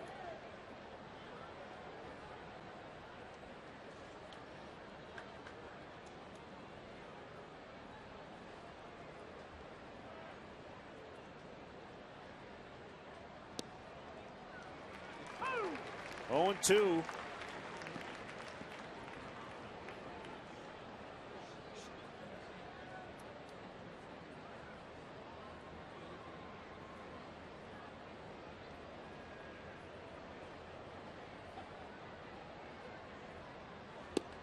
There's the cutter. 3 pitches, 1 out.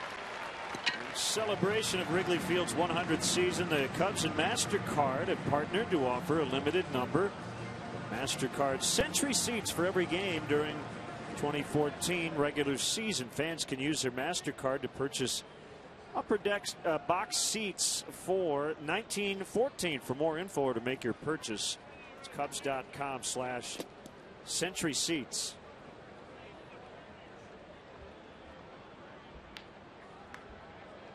Quiet night for Lake. 2 groundouts and a strikeout. The pitch by Melancon is low and away on a cutter.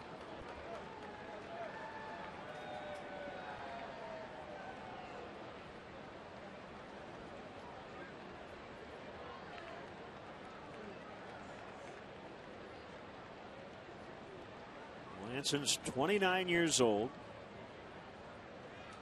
Really found a home here in the Pittsburgh pen, setting up for Jason Grilli. Mercer fires it over and gets Lake by a half a step.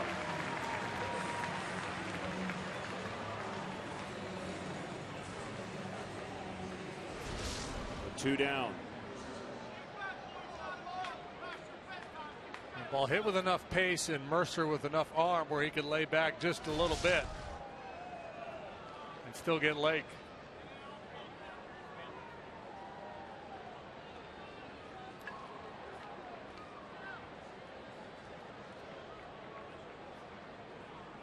Two outs and it's Rizzo.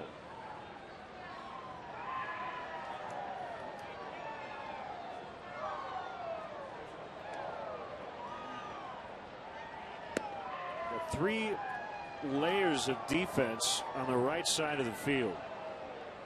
The 2-1-1 or the 1-2-1-1 if you count the pitcher, I guess. With Alvarez and Davis in front, Harrison in the middle. And that ball driven in the air out into deep left center. McCutchen going after it along with Marte. It'll be the left fielder right in front of the 410 sign. It's Death Valley in this ballpark. Good swing, wrong location.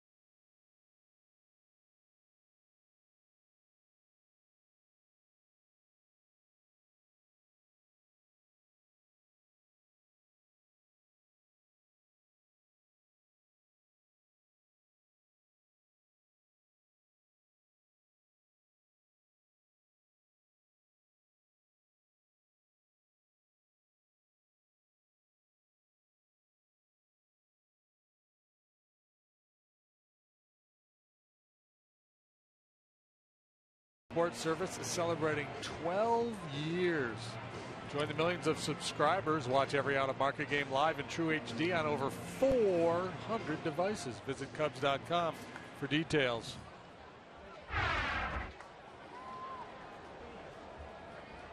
One of our favorite ballparks, PNC. Right on the river, downtown, right across the way. Ike Davis, ball one from Villanueva.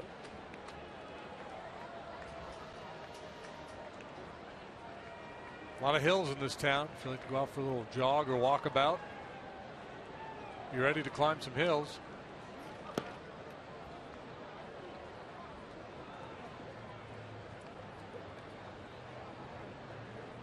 Got the incline you can take up to Mount Washington.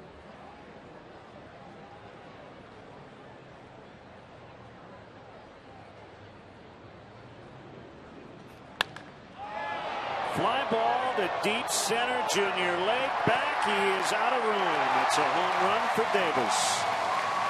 And it's 5-1.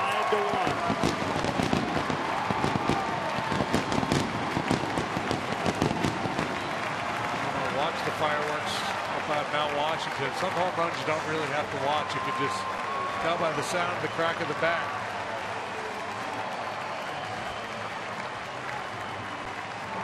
Deep drive to center in his second at bat that stayed in the ballpark. This time he really uncoils on that one.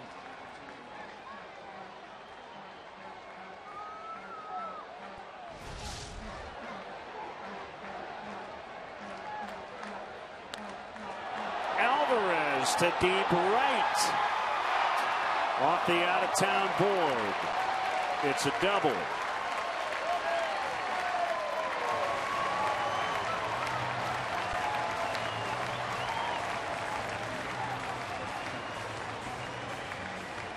Well, Nate Scherholtz has got his running in tonight. We've hit a couple off the board. Had that home run by McCutchen earlier.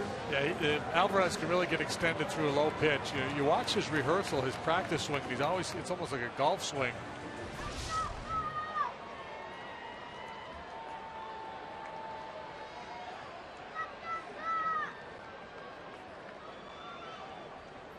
Assuming Grilli was up, I don't know if they'll bring him in now that it's 5-1. A little pushback there from Carlos. Not a bad idea after a couple of big swings.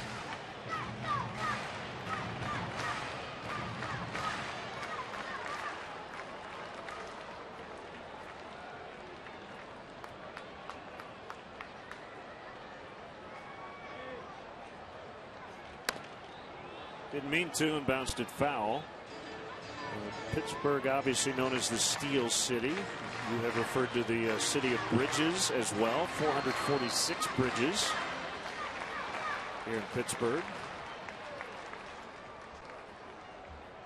There's Jared Hughes. So, yeah, not a safe spot.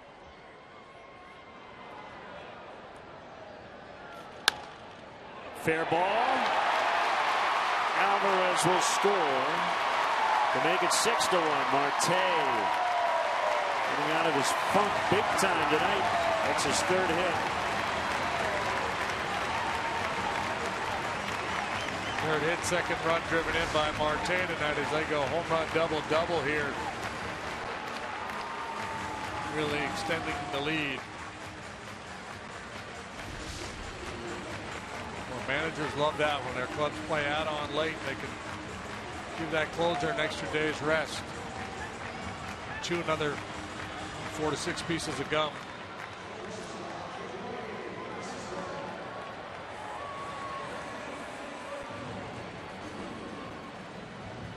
Now Mercer. Really worked an inning yesterday, their closer, but fairly well rested. He had previous 4 days off. Topper to third. Knocked down. Valbuena doesn't have a play. It'll be an error.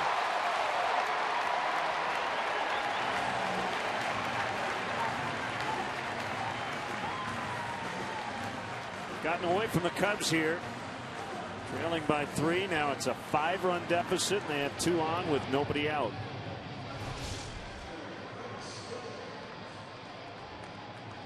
Just a little rollover ground ball. It takes a little bit of a tough hop, but play that Valbuena knows he should have made.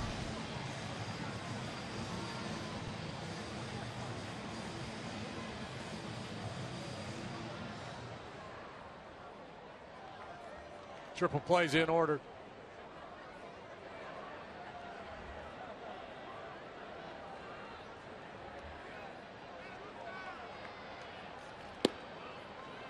Curve strike to Stewart.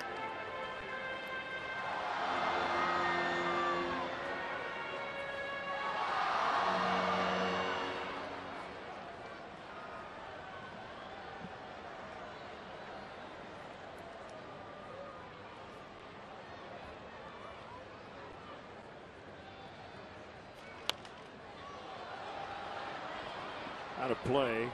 Big crowd tonight. 24,075.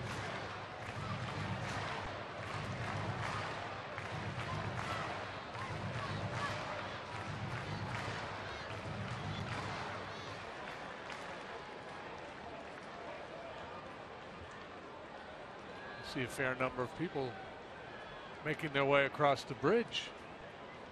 I think this game is over. Swing and a miss, strike 3.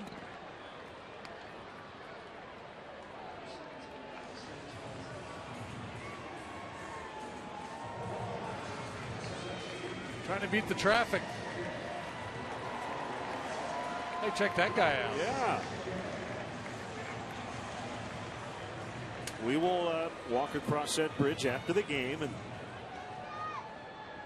you know what we will encounter, right? Yeah, a guy playing the saxophone. Yeah.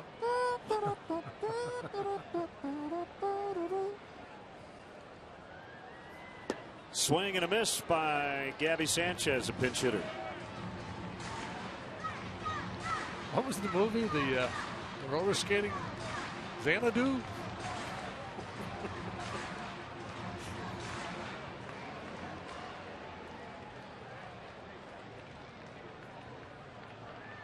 He's Bergman. Man. There you go.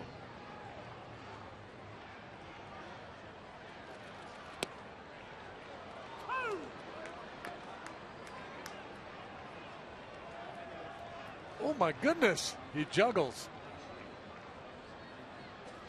Xanadu came out in 1980. Olivia Newton-John. Is that what you're? I think, yeah, I don't know. Yeah, I could be mixing my movie metaphors there, but no, you're right. There was some movie of people roller skating.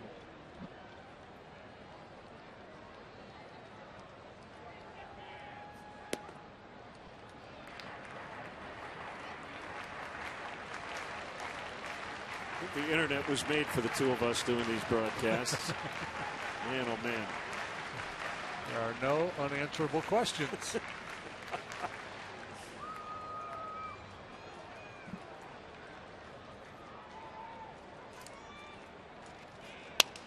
Off the end of the bat on a hop, Rizzo will fire to second. They'll get one to first. That would have been a nice way to end the inning, but they'll just get Mercer at second. Yeah, closer at first base than I thought it would be. Sanchez not a speedy guy, but that ball wasn't all that well struck and 2 long throws, but still relatively close at first base.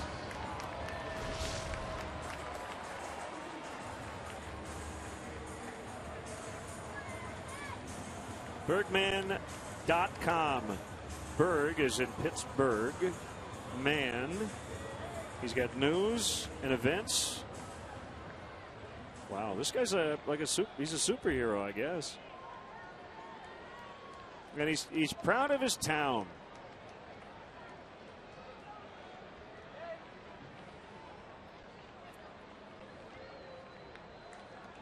Yesterday he was at the Bicycle Heaven annual bike show, swap meet, and party. In case you're wondering where he was yesterday.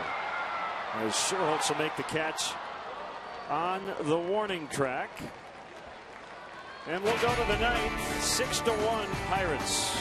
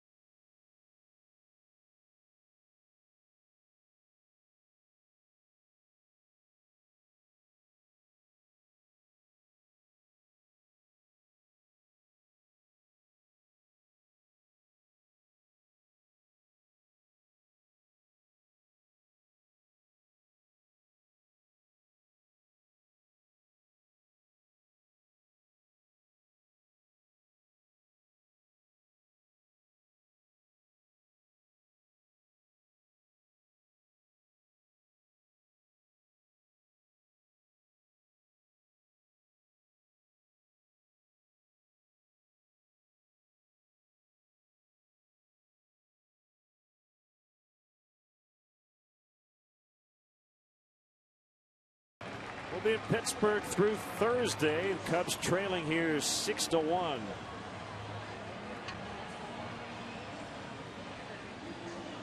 It's turned into a lovely evening weather-wise. Very calm. Upper 60s. Jared Hughes is on, and his task is to get the final 3. With his team leading by 5. Lance and Grilli get all the headlines, but it's a very deep bullpen that the Pirates have. This guy included 180 ERA. And he is, like Morton, the starter, an extreme ground ball pitcher. 2-seam sinking fastball. He'll throw it about 80% of the time.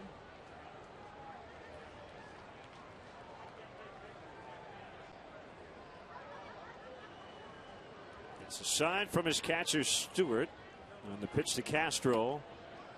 Catches the inside.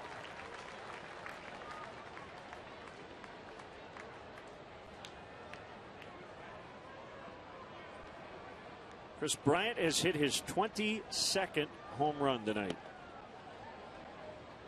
Tennessee leads Jacksonville 7-4 in the 7th.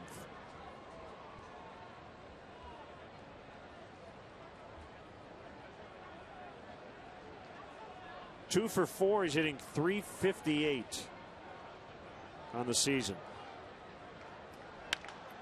Fly ball deep left center, way back there and into the bullpen. A home run, a long homer for Starlin Castro. Single double homer his final 3 at bats. Well, the last 2 times really driving the ball. Last time double to right center, excuse me. Now he yanks his fastball into the bullpen. That is a big fly by Starlin Castro. Well over 400 feet. His 8th.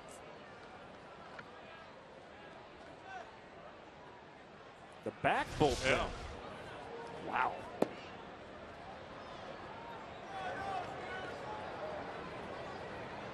When sinkers don't sink,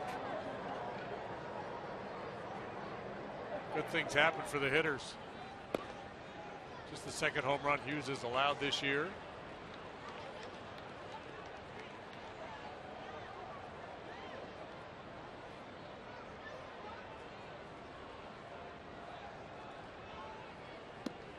Right down the middle on Valbuena.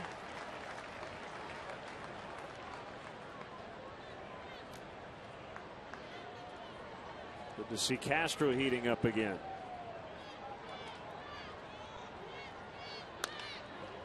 Ground ball to Harrison. He backs up because he's got time.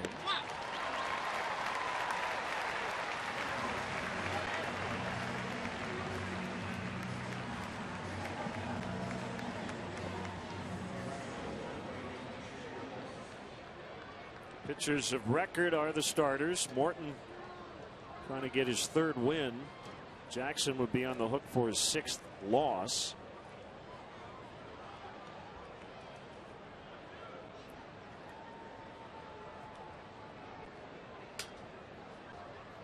Sherholtz thought about a bunt, pulled it back, took ball 1.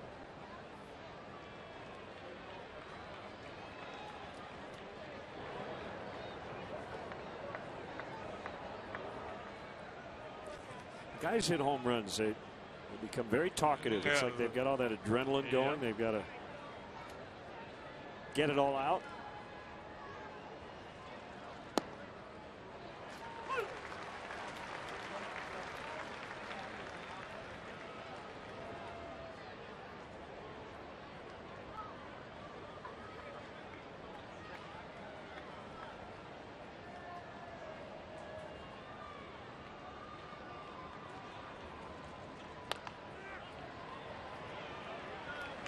I used to like to watch hitters after they hit a home run. You know, they make their way through the dugout, shake hands with everybody, and they, a lot of times they have the helmet on for a long time after the home run. Sometimes even the batting gloves. And the psychology of it, when you make it out, you're just mad. Anything, you're mad at your bat, you throw the helmet, you rip the gloves off, you hit a home run, they tend to, they like their stuff when they hit home runs.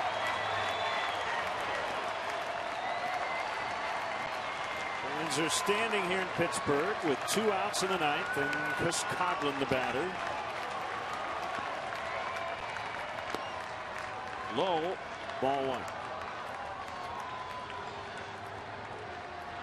Lefties tomorrow night, Wood and Liriano. We're back on WGN Thursday night. Samardzija and Volquez to wrap up the series. Strike, it's 1-1.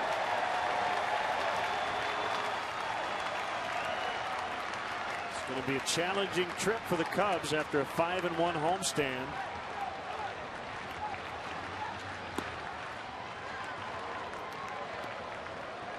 Playing a Pirates team that's trying to get back in the race.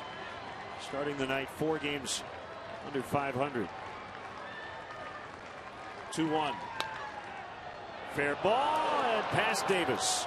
Will kick off that diagonal wall to Snyder, but Coghlan will slide in with a double.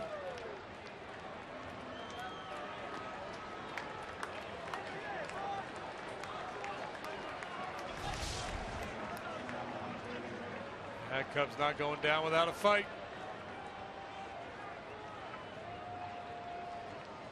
Davis made a heck of a play going the other way earlier in the ball game. This time he can't flag it.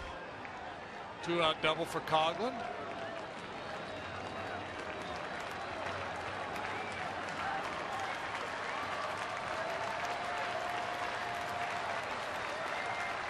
John Baker, strike 1.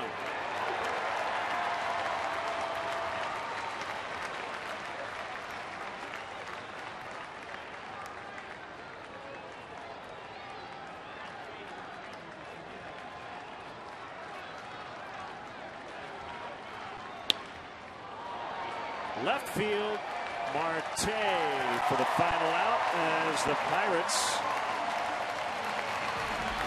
have beaten the Cubs for the 5th time in their 7 meetings so far here in 2014. 1-4, and the Pirates win it, and we'll be back in a moment.